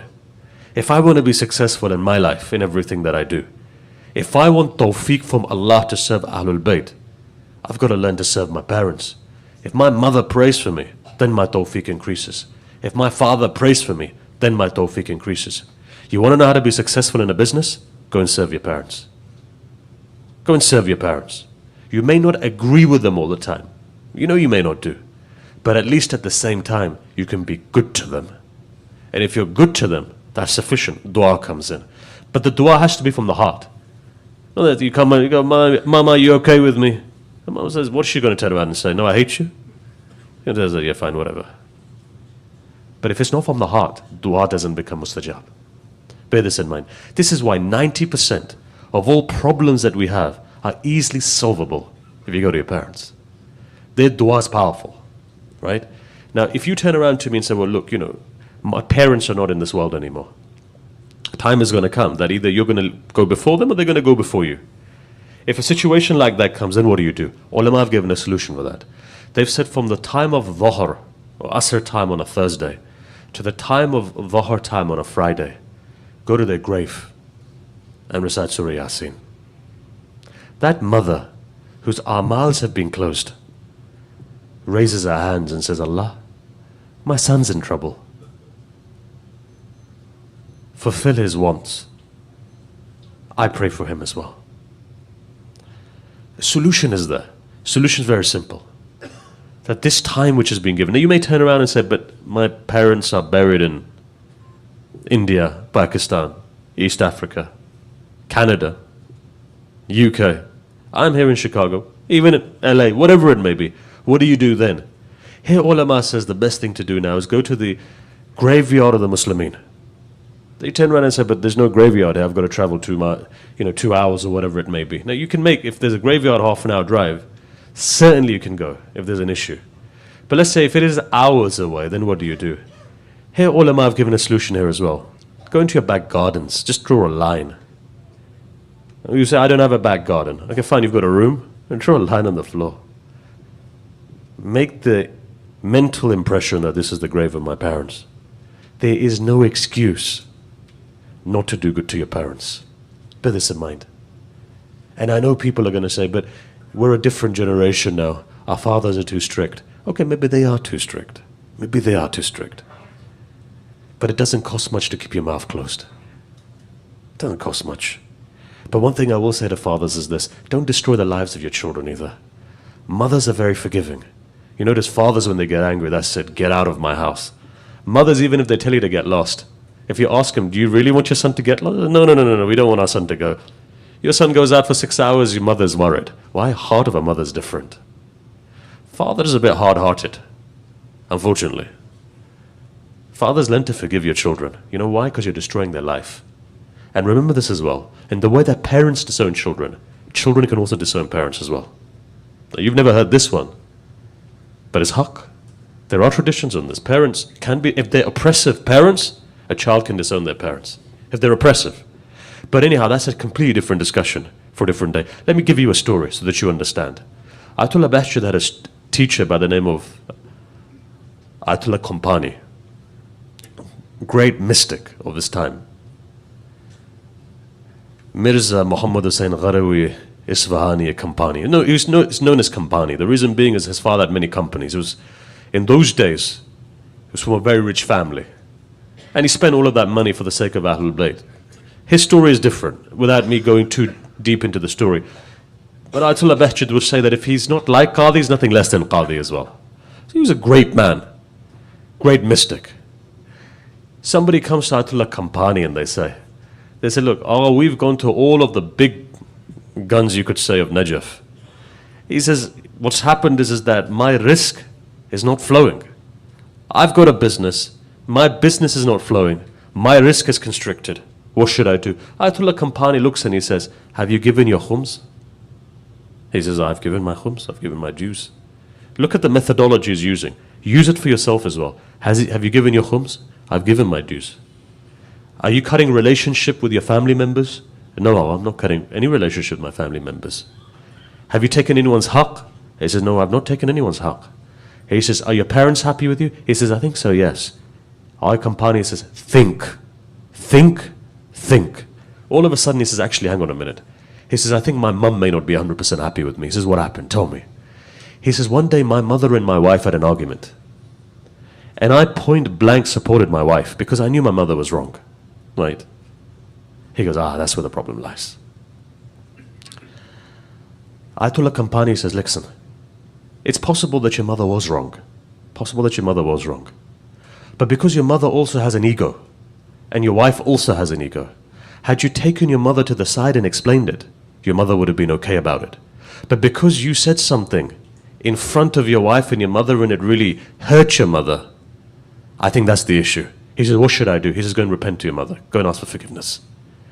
So he decides to go. He goes, he comes to his mother, kisses the feet of his mother, kisses the hand of his mother, says, mother, I was wrong, please forgive me. She goes, now you've asked me for forgiveness properly. You insulted me in front of my daughter-in-law. You insulted me. Says, mother, please forgive me. She says, I've forgiven you now. Right? What does that mean? This means this. In a family situation, your one action can actually destroy your akhirat. Not just your akhirat, your risk in this world, your health in this world. Let me substitute wife for husband, let's say. Your husband has a disagreement with the father, for example, for the women. The best thing, both sides have haqq on you. This is the problem. You favor one over the other, even if the one's correct in front of each other, it becomes problematic. Ulama have said the best thing to do, take the person to the side, where there's no one there. Keep their respect, take him to the side, explain it to them. But remember, the situation is a tense one. If you can avoid it, avoid it. But if there has to be an intervention, make sure that you do it in such a way that parties don't get hurt.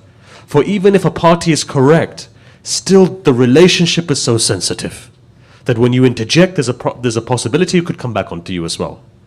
Remember this, for everything in life there's a cause and effect. The world is a creation of cause and effect. You could turn around and say, but I didn't want to drink this poison. Why am I dying? He says, but you drank the poison. Now you're going to die. You've drank the poison. Or you're going to get sick. But I didn't want to. I made the intention this could have been water and ended up being something else. Fine. The fact is there's a causal effect. In the same way your akhlaq that you demonstrate has a causal effect as well. Bear this in mind. Akhlaq, so immediately your parents, your brothers and sisters, your children, your parents, all of these things are there. Be very vigilant. If you can improve your akhlaq, everything else improves. Let me give you another story quickly to emphasize, and then I'll bring it to a close, because I can see the clock is right in front of me, so it tells me exactly when I need to. One more story, so that you can understand. Sayyidina Qadi Marhum used to have a student who used to be in Mashhad. He was from Afghanistan. His name was Ayatollah Kandari, right? Sheikh Kandari, or Kandahari as you'd say. Used to be in Mashhad. Person comes to him and they say, look, we've been to all of the ulama, the big people of Mashhad. Allah hasn't given me a child. Can you give me a zikr to give me a child? Atullah Kandari looks up and he says, listen, Allah will give you a reward in the hereafter. Maybe it's not naseeb for you in this world. The person gets up and he leaves. Atullah Kandari students are sitting there. They look up and they say, you could have given him something. Why don't you give him? He says, listen, anything if I was to give it to him wouldn't have worked. He said, why?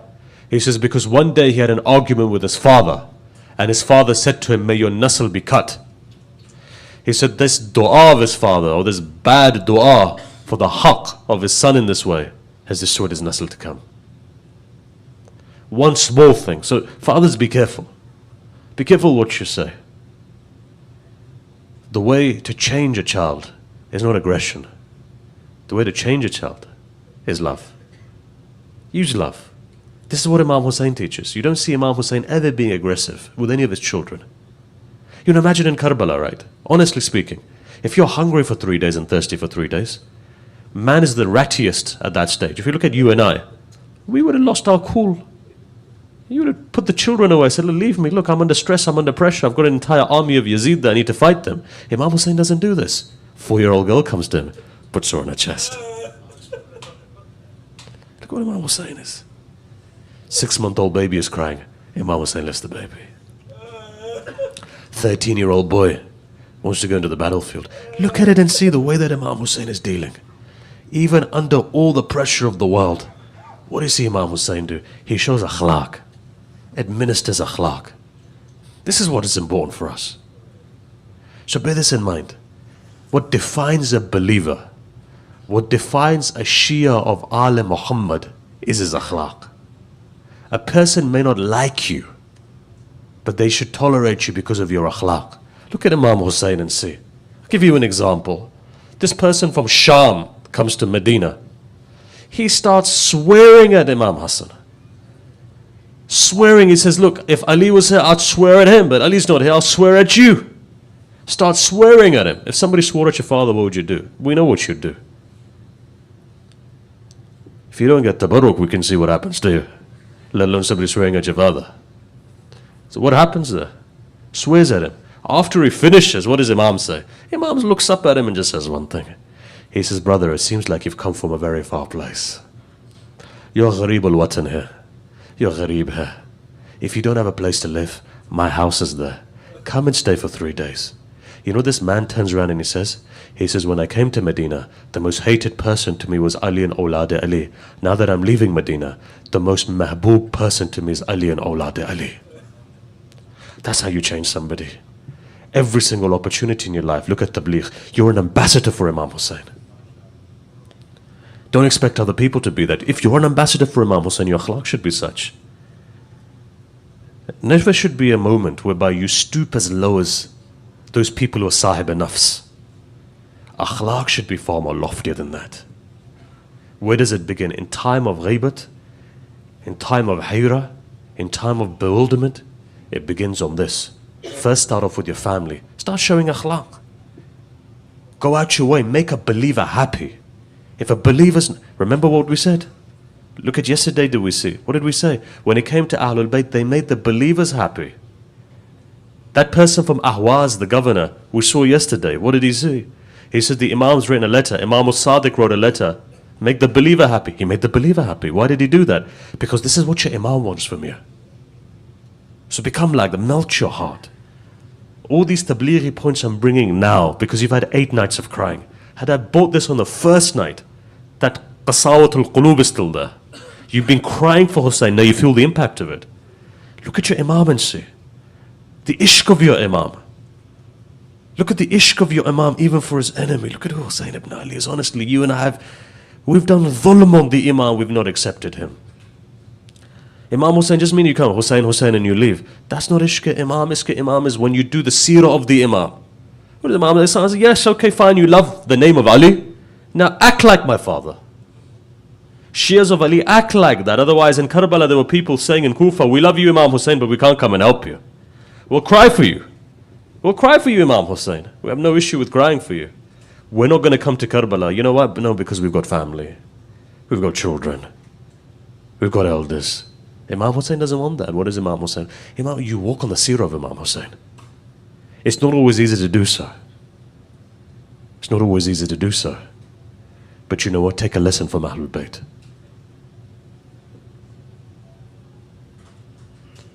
Look, our time is slowly coming to an end. But these are nights of tears for Ahlul Bayt. You know, there's a hadith that says that Imam Hussein on the night of Ashura went by himself and he was sitting on the maqtal. And when he was sitting there, somebody came to him and he says, leave me in my loneliness. Let me cry in my loneliness. Each one of you are here tonight to cry for Imam Hussein. I'm going to bring my discussion to an end because I'm going to give slightly more time to the masayib of Imam Hussein. The people have come from far away because they know that where the dua is not answered, when they come to the Majlis of Imam Hussein, the dua is answered. Just remember this though. Pray for other people first. That's what Imam Hussein teaches us. Allah will take care of your desires. Don't worry about that. But that person who's next to you is suffering. Learn to empathize. That's what a Shia is. Empathy is very important. Right? Learn to empathize. Look, tomorrow we'll go into more depth. We'll go into more of a discussion. There's still a lot of things that I want to say. It's just that the time's not with me to be able to say it. I want to start off from here. If I can narrate to you this. They say Imam Hassan's been poisoned. When he was poisoned, he was lying there on the bed. You know when blood, find that poison in the olden days, it would cut your liver. It would cut your inside. It would create a heat inside. And it would cause discomfort inside. When inside the acidity and the heat and everything would be such, when it would start burning, they say a person who's poisoned wants to move. And he moves, they said they put the Imam on a bed and he was moving. And he would move from one side to the other. Now look, there are riwayat on this. I'll give you the tradition, I'll give you this references later as well. There are riwayat on this. You know, people ask, where does Ahlul Bayt take tawassul? The time when Ahlul Bayt take tawassul is when they're most in need. If you look at the traditions, you'll find your Imams took the tawassul of their grandmother when they were in pain, whenever they were sick. They say Imam al-Sadiq alayhi salam, when he was sick, you could hear from his room that he would say, Ya Fatima bint Muhammad. He would call his grandmother Fatima when he was sick. In the same way you find when one's son, his inside is cutting and blood is coming out of his mouth. When he moves in one direction, he says, Ya Zahra. When he moves in the other direction. Let's say a time comes where Imam is being cut. They say Imam Hussein now walks in. And when he walks in, this Imam Hassan looks up and he says, brother, bring me a bowl. He says, why? He says, because I need to vomit. Brings him a bowl. The tradition says blood comes out. One tradition said like your liver comes out. He vomits. And as he vomits blood into this, Imam immediately turns around and says, Hussein, my brother, hide it. He says, why? He says, because Zainab is about to come. And if Zainab comes and sees, she's not going to be able to take it. Imam hides as Zainab walks in. They say when Zainab walks in, they say, Imam Hussein begins to cry. He says, brother, I can't see you in this state. And at that moment, Imam Hassan replies and he says something. He says, La yawmika, ya Aba Abdullah. He says, Hussein, there's no day like yours. Don't cry over me, Hussein. The day will come when the heavens will cry over you, Hussein. Day is coming when the heavens will cry over you, Hussein. But you know what the tradition says? Tradition says Imam was lying there. Chest was heavy. There was a 1.5-year-old boy who was slowly walking and crawling. And as he comes forward, he jumps onto the chest of his father like a child does. Child doesn't know any better.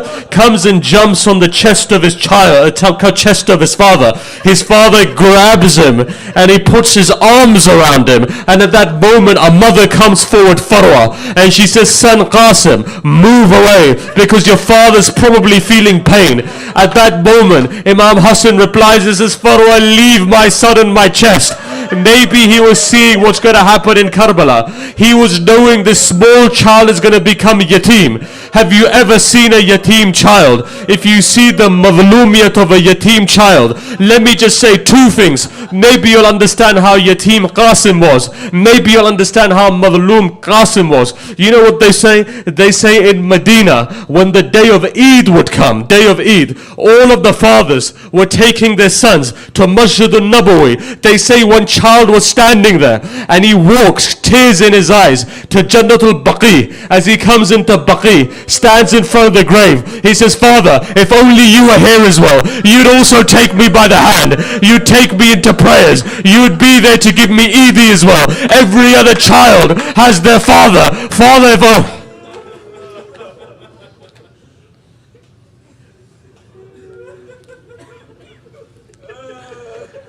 Musibah for Qasim as such. You can imagine this entire life how it was. Father was killed. As you know, if you've ever seen, I've seen, if a father dies and the mother's young, to survive, she puts everything into that son. And you know what she wants? She wants a day to come where I can see the marriage of my son.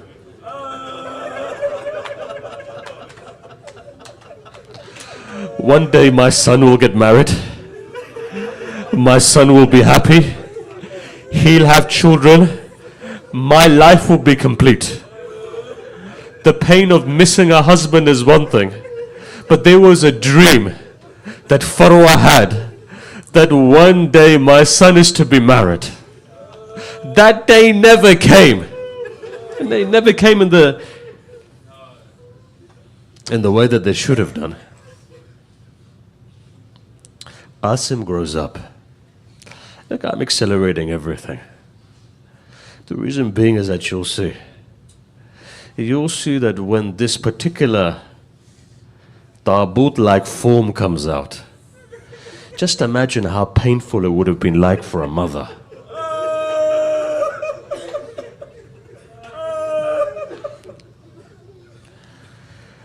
The 9th of Muharram comes.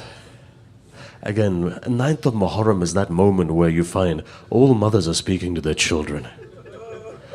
One mother is hoping that tomorrow her son is not that upset because he's a yatim. And she's holding Qasim. And she's telling Qasim that, Qasim, don't worry. Tomorrow I want you to go out as well and sacrifice your life for the sake of Hussein. They say when Qasim comes and Imam Hussein is showing everyone their maqam in heaven, he says to him, he says, Uncle, is my name written as well tomorrow? Uncle replies, he says, Qasim, not just your name, but even Ali Asghar's name is written. At that moment, Qasim's Ghayra Hashimi comes into play. He says, Uncle, are they going to come in the tent? Imam Hussein distracts him. They would come into the tent. He doesn't want to say that. He says, no. He says, Qasim, I'm going to take the baby out, Ali Asghar, out into the maqtal. Imam Hussein didn't say to him that a time is going to come where they're going to attack the tents as well.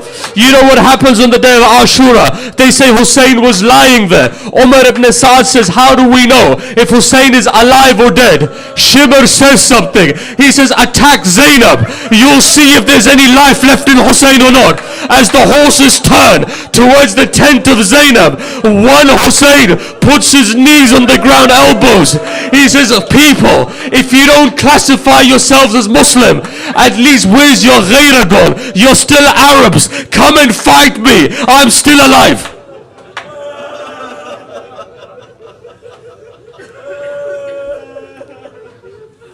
Day of Ashura comes. Taabut is coming. Day of Ashura comes. Day of Ashura comes. One by one people are going. One by one people are going. They say this child is pacing. He goes up to his great uncle. He says, Uncle, I want to go. What does the uncle reply? He says, look, you're the sign of my brother. When I look at you, I remember my brother.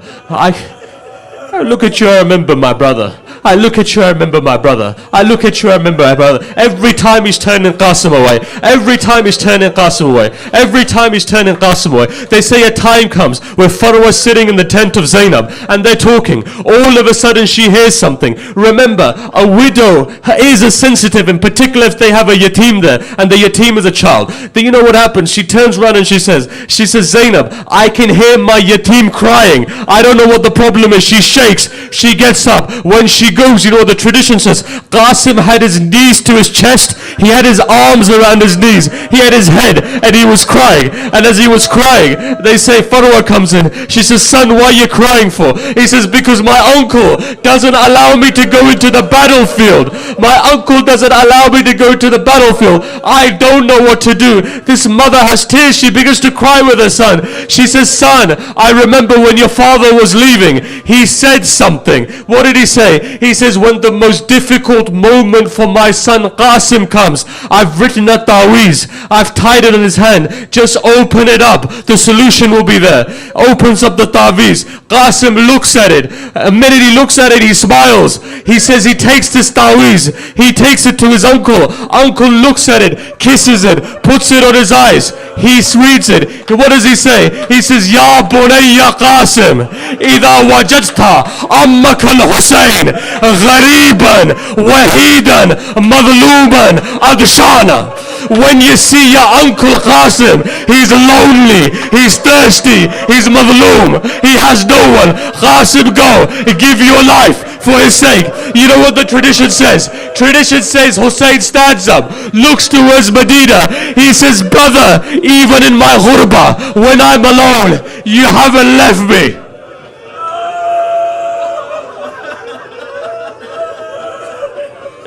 They say that nephew and uncle embrace in such a way. Both of them begin to cry. Both of them fall onto the ground. Again, Zainab comes forward. Look at the heart of this lady. Attends to both of them. Attends to both of them. At that moment, they both get up. You know what Imam Hussein says? He says, Abbas, let's prepare Qasim. Take him to the battlefield. You know what he says? He says, bring him some armor. Why? When horses trample, they dissimulate a body. Bring him some armor. Bring him some armor to protect his body. Abbas brings one armor. Armor doesn't fit. Abbas brings second armor. Second armor doesn't fit. Abbas brings third armor. Third one doesn't fit. All of the armors are brought. None of them are fitting. Imam Hussein says, fine. He says, leave it. Qasim says one thing. He says, uncle, just send me like this. I'll go and fight and protect you. 13-year-old boy. Abbas and Imam lifts him up, puts him on the horse. He's so small, the feet don't touch the saddle. But they say there's a white shroud, white clothes Qasim is wearing. Qasim gets on the horse. Tradition says Qasim begins to attack. Qasim goes and fights. They say a time comes when these men come forward, these soldiers, I wouldn't say brave, but these soldiers come forward. And as they come, Imam Hussein just raises his hands. He says, Allah, my Qasim is small. These men are seasoned warriors. Qasim is small. Allah help my nephew. His mother is standing there. Qasim comes. He hits this man, kills him. Second one, third one, fourth one. All of the sons of this man goes. Finally this man comes forward. Qasim kills him as well. But the tragedy is this. When Qasim kills him, Umar ibn Sa'ad looks up and he says, all of your men can't take out this 13-year-old boy. Answer comes. This is the grandson of Ali ibn Abi Talib. Haydar al-Qarrar. Attack him from all sides. Army begins now to come. One comes from one direction. One comes from the other direction. Qasim now gets startled. He's small boy, looking around from all directions. They're attacking him. Eventually a man comes. He hits Qasim on the back of the head. Qasim begins to rock. All of a sudden he calls. He says, uncle, come and help me, I'm falling. Qasim falls onto the ground. Uncle comes running. Abbas comes running. Horses begin to ride.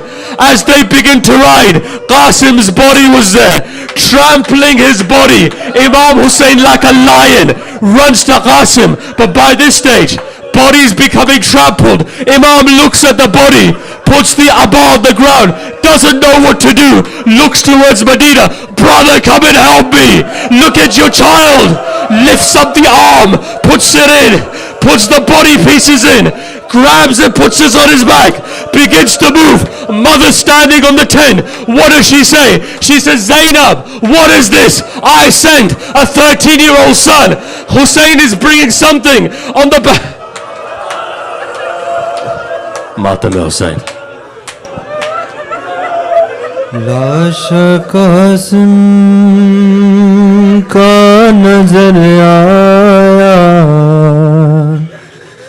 حسن یاد آئے لاش قاسم کا نظر آیا حسن یاد آئے اس گھڑی روئے بہت اس گھڑی روئے بہت شیخ کو حسن یاد آئے لاش قاسم کا نظر آیا حسن یاد آئے لاش قاسم کا نظر آیا حسن ہائے قاسم نہ تیرے ٹکڑے بدن کے ہوتے ہائے قاسم نہ تیرے ٹکڑے بدن کے ہوتے رو کے سینے سے ہے رو کے سینے سے لگایا تو حسن یاد آئے لاش قاسم کا نظر آیا حسن یاد آئے لاش قاسم کا نظر آیا حسن یاد آئے ٹکڑے قاسم کے چھونے اور ابا میں ڈالے ٹکڑے قاسم کے چھونے اور ابا میں ڈالے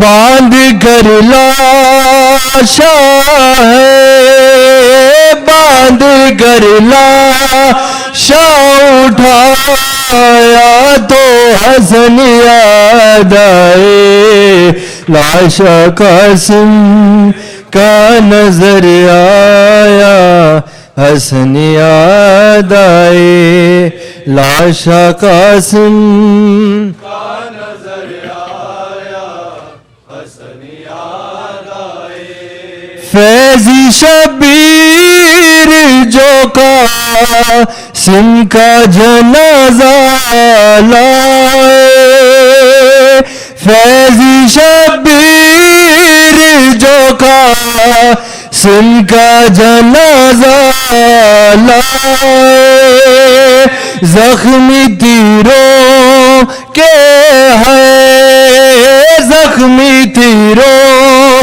کے جنازے میں حسن یاد آئے لاش قاسم کا نظر آیا حسن یاد آئے لاش قاسم کا نظر آیا حسن یاد آئے اس گھڑی رو بہت اس گھڑی رو بہت شیخ کو حسن یاد آئے لاش قاسم کا نظر آیا حسن یاد آئے لاش قاسم کا نظر آیا حسن لاشا قاسم کا نظر آیا اس گھڑی رو ہے بہت اس گھڑی رو ہے بہت شیخ و حسن یاد آئے لاشا قاسم کا نظر آئے بسم اللہ ہائے قاسم نہ تیرے ٹکڑے بدن کے ہوتے ہائے قاسم نہ تیرے ٹکڑے بدن کے ہوتے رو کے سینے سے ہے رو کے سینے سے لگایا تو حسن یاد آئے لاشا قاسم کا نظر آیا حسن یاد آئے لاشا قاسم کا نظر آیا حسن یاد آئے لاشا قاسم کا نظر آیا حسن یاد آئے زیر خنجر وہ صدا دیتے تھے بھائی بھائی زیر خنجر وہ صدا دیتے تھے بھائی بھائی جب کوئی باس نہ ہے جب کوئی باس نہ آیا تو حسن یاد آئے لاشا قاسم کا نظر آیا حسن یاد آئے لاشا قاسم کا نظر آیا حسن یاد آئے لاشا قاسم کا نظر آیا حسن یاد آئے بیردا زینب کلثوم نے بازاروں میں بیردا زینب کلثوم نے بازاروں میں جب نہ پایا کوئی جب نہ پایا کوئی سایہ تو حسن یاد آئے لاشا قاسم کا نظر آیا حسن یاد آئے لاشا قاسم کا نظر آیا حسن یاد اس گھڑی رو ہے بہت اس گھڑی رو ہے بہت شیخ و حسن یاد آئے لاشا قاسم کا نظر آیا حسن یاد آئے لاشا قاسم کا نظر آیا حسن یاد آئے ہائے قاسم نہ تیرے ٹکڑے بدن کے ہوتے ہائے قاسم نہ تیرے ٹکڑے بدن کے ہوتے رو کے سینے سے ہے رو کے سینے سے لگایا تو حسن یاد آئے لاشا قاسم کا نظر آیا حسن یاد آئے لاشا قاسم کا نظر آیا حسن یاد آئے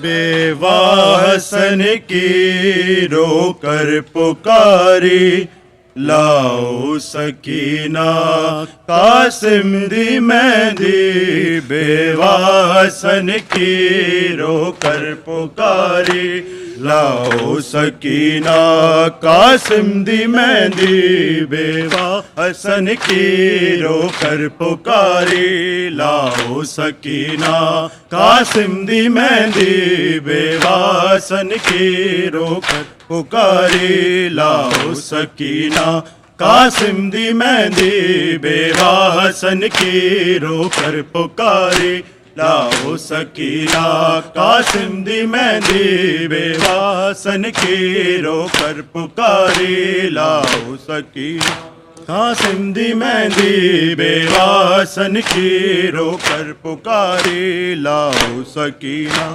قاسم دی مہندی زینب کی حسرات خواہش حسن کی زینب کی حسرات خواہش حسن کی ارمان سغرا قاسم دی مہندی بیوہ حسن کی رو کر پکاری لاؤ سکینہ قاسم دی مہندی بیوہ حسن کی رو کر پکاری لاؤ سکینہ قاسم دی مہندی بیوہ حسن کی رو کر پکاری لاؤ قاسم دی مہندی زینب کی حسرات خواہش حسن کی زینب کی حسرات خواہش حسن کی ارمان سغرا قاسم دی مہندی بیوہ حسن کی رو کر پکاری لاؤ سکینہ قاسم دی مہندی بیوہ حسن کی رو کر پکاری سکینہ قاسم دی مہندی پانی نہیں تھا خوں میں گلی ہے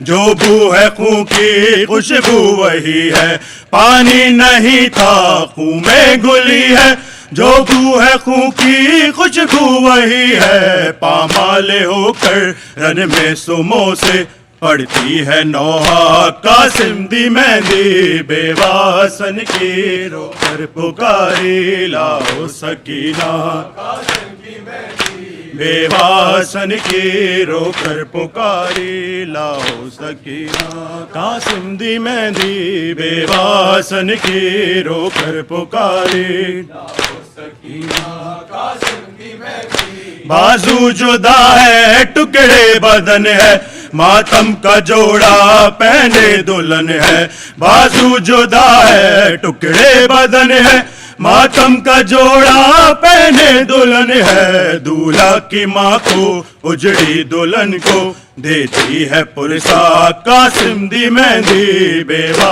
حسن کی رو کر پکاری لاؤ سکینہ قاسم دی مہندی بیوہ حسن کی رو کر پکاری لاؤ سکینہ قاسم دی مہندی بیوہ حسن کی رو کر پکاری لاؤ سکینہ قاسم دی مہندی عرش و زمیں پر پہلے نہ دیکھی نہ ایسی مہندی نہ ایسی شادی عرش و زمیں پر پہلے نہ دیکھی نہ ایسی مہندی نہ ایسی شادی سب سو چکے ہیں رن میں باراتی روتی ہے تنہا قاسم دی مہندی بیوہ حسن کی رو پکاری لاؤ سکینہ قاسم دی مہندی بیوہ حسن کی رو کر پکاری لاؤ سکینہ قاسم دی مہندی بیوہ حسن کی رو کر پکاری لاؤ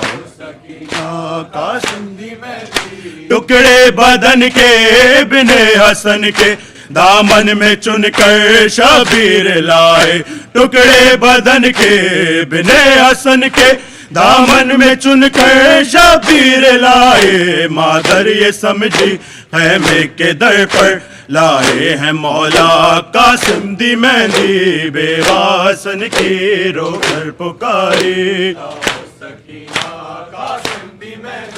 بیوہ حسن کی رو کر پکاری لاؤ سکینہ قاسم دی مہندی بیوہ حسن کی رو کر پکاری لاؤ سکینہ قاسم دی مہندی شادی کے گھر میں ماتم ہے برپا روتی ہے فروا روتی ہے کبرا شادی کے گھر میں ماتم ہے برپا روتی ہے فروا روتی ہے کبرا کربو بلا میں کس کس کو دے گی تنہا دلاسا قاسم دی مہندی بیوہ حسن کی رو کر پکاری لاؤ سکینہ قاسم دی مہندی بیوہ حسن کی رو کر پکاری لاؤ سکینہ قاسم دی مہندی بیوہ حسن کی رو کر پکاری لاؤ سکینہ قاسم دی مہندی بازو جدا ہے ٹکڑے بدن ہے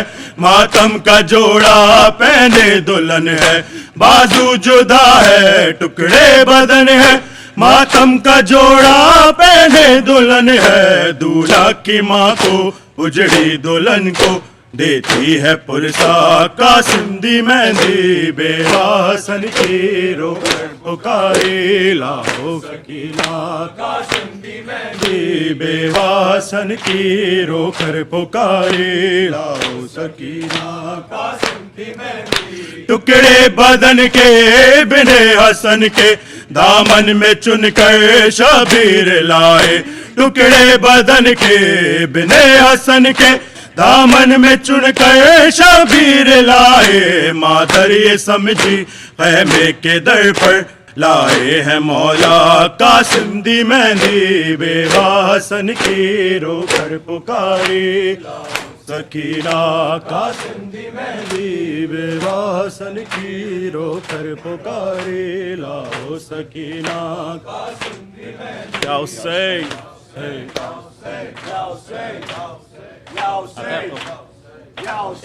ایک لائن پہلے میں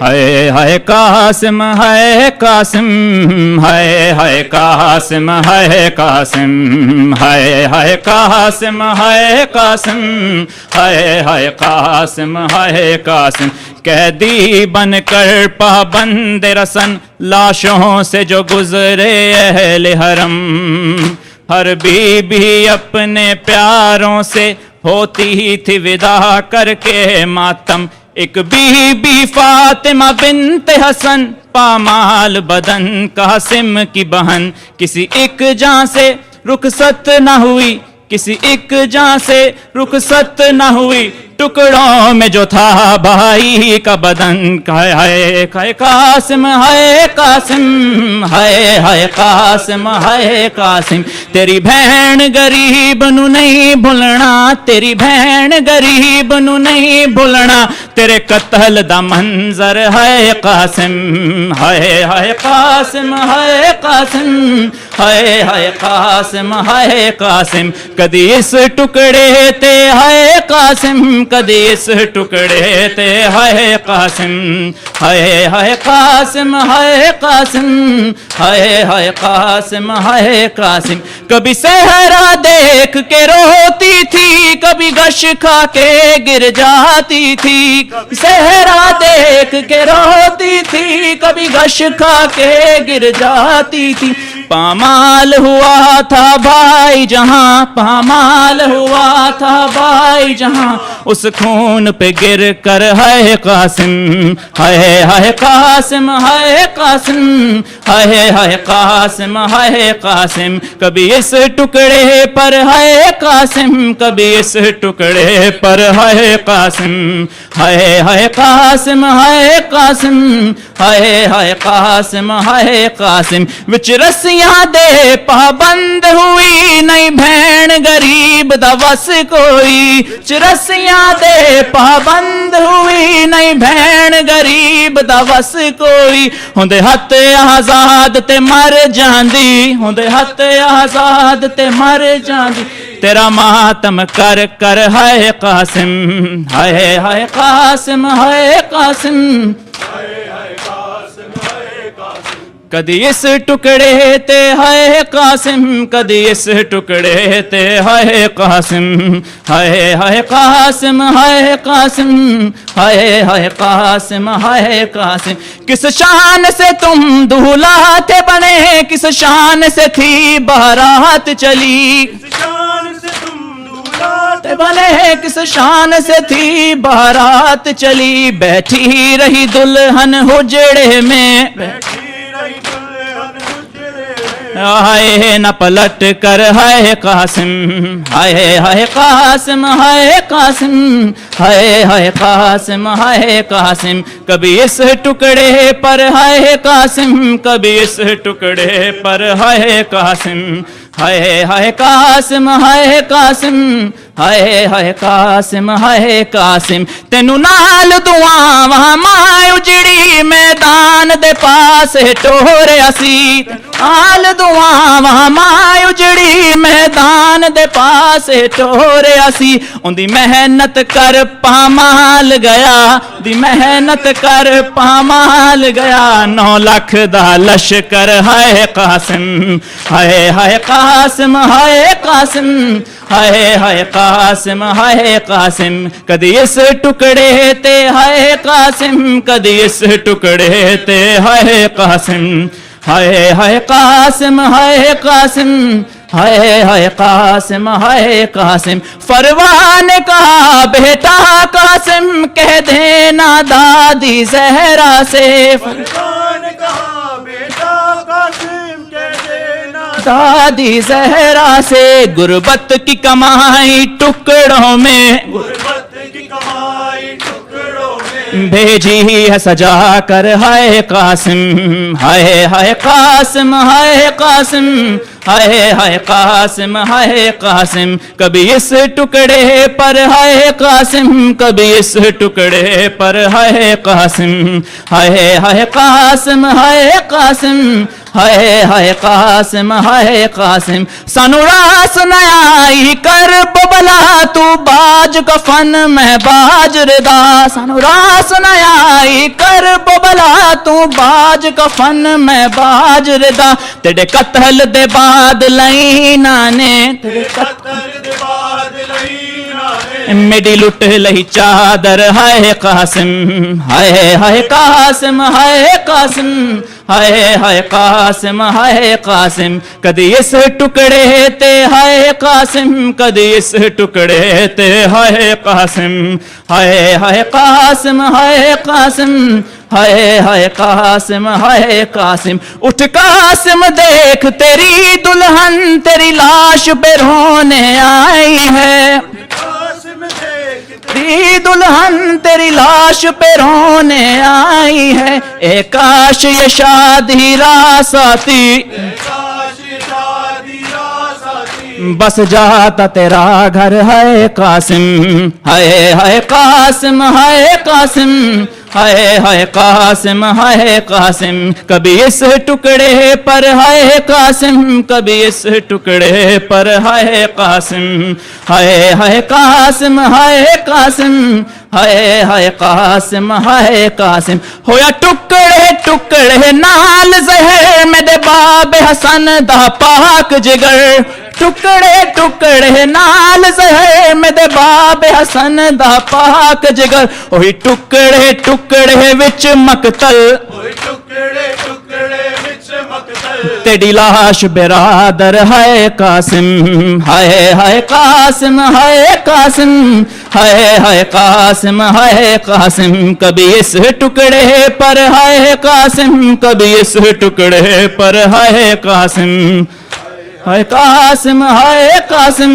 हाय हाय कासिम हाय कासिम हर सात मुहर्रम को मेहंदी तेरी याद में कासिम उठती है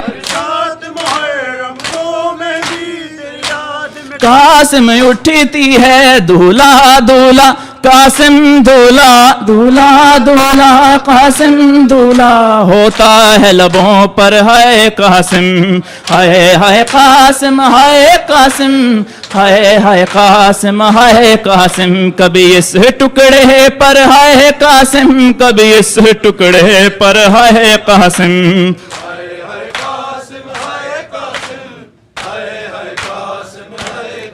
नहीं रुक सकती लाचारी संग पुफियां नाल तैयारी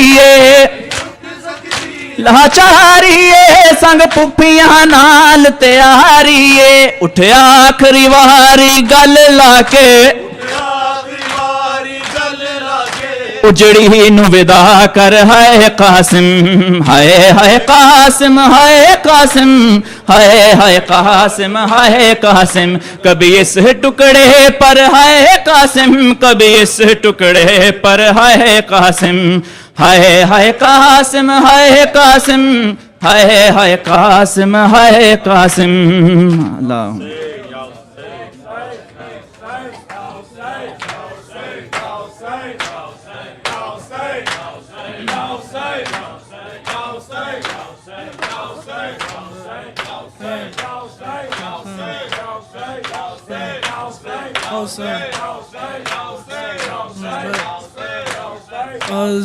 عظمت لیے خلد کی داماں کربلا عظمت لیے خلد کی دامان کربلا خون شہید حق سے بری شام کربلا عظمت لیے خلد کی داماد کربلا عظمت لیے خلد کی دامان کربلا انداز کے رہے تھے زینب کے لال کے انداز کے رہے تھے زینب کے لال کے جانے نہ دیں گے ہاتھ سے میدان کربلا عظمت لیے خلد کی دامان کربلا عظمت لیے خلد کی دامان کربلا حیدر کا لال غیظ میں آیا ہے میرے پر حیدر کا لال فیض میں آیا ہے نہر پر چل کے گا آج خون سے میدان کربلا عظمت لیے خلد کی دامان کربلا عظمت لیے خلد کی دامان کربلا اسلام کی رگوں میں رائے تیرا لہو اسلام کی رگوں میں روا ہے تیرا لہو اے بے زبان آز کرے نادان کربلا عظمت لیے خلد کی دامان کربلا عظمت لیے خلد کی دامان کربلا اٹھو لب فرات سے عباس سے باوفا اٹھو لب فرات سے عباس سے باوفا تنہا گرے فوج میں سلطان کربلا عظمت لیے خلد کی دامان کربلا عظمت لیے خلد کی دامان کربلا ہنس کر گلا برا دیا دانا کے سامنے ہنس کر گلا بڑھا دیا ناوک کے سامنے دیکھے زمان جرت نادان کربلا عظمت لیے خلد کی دامان کربلا عظمت لیے خلد کی دامان کربلا زینب تلائے کرتی تھی خیمے کا جس گھڑی زینب بلایا کرتی تھی خیمے کا جس گھڑی روتے تھا بے کشی پہ بیا بان کربلا عظمت لیے خلد کی دامان کربلا عظمت لیے خلد کی دامان کربلا زینب طرف رہ گئے اللہ رے بے کشی زینب تڑپ رہ گئی اللہ بے کشی کیسے شہید ہو گئے سلطان کربلا عظمت لیے خلد کی دامان کربلا عظمت لیے خلد کی دامان کربلا شاہ سلام علیہ شاہ سلام علیہ شبیر و شبر سلام اولا محمد سلام پیاسی سکینہ سلام حیدر و صفدر سلام آقا قمبر سلام شیعوں کے مولا سلام شاہ سلام علیہ شاہ سلام علیہ یا حسین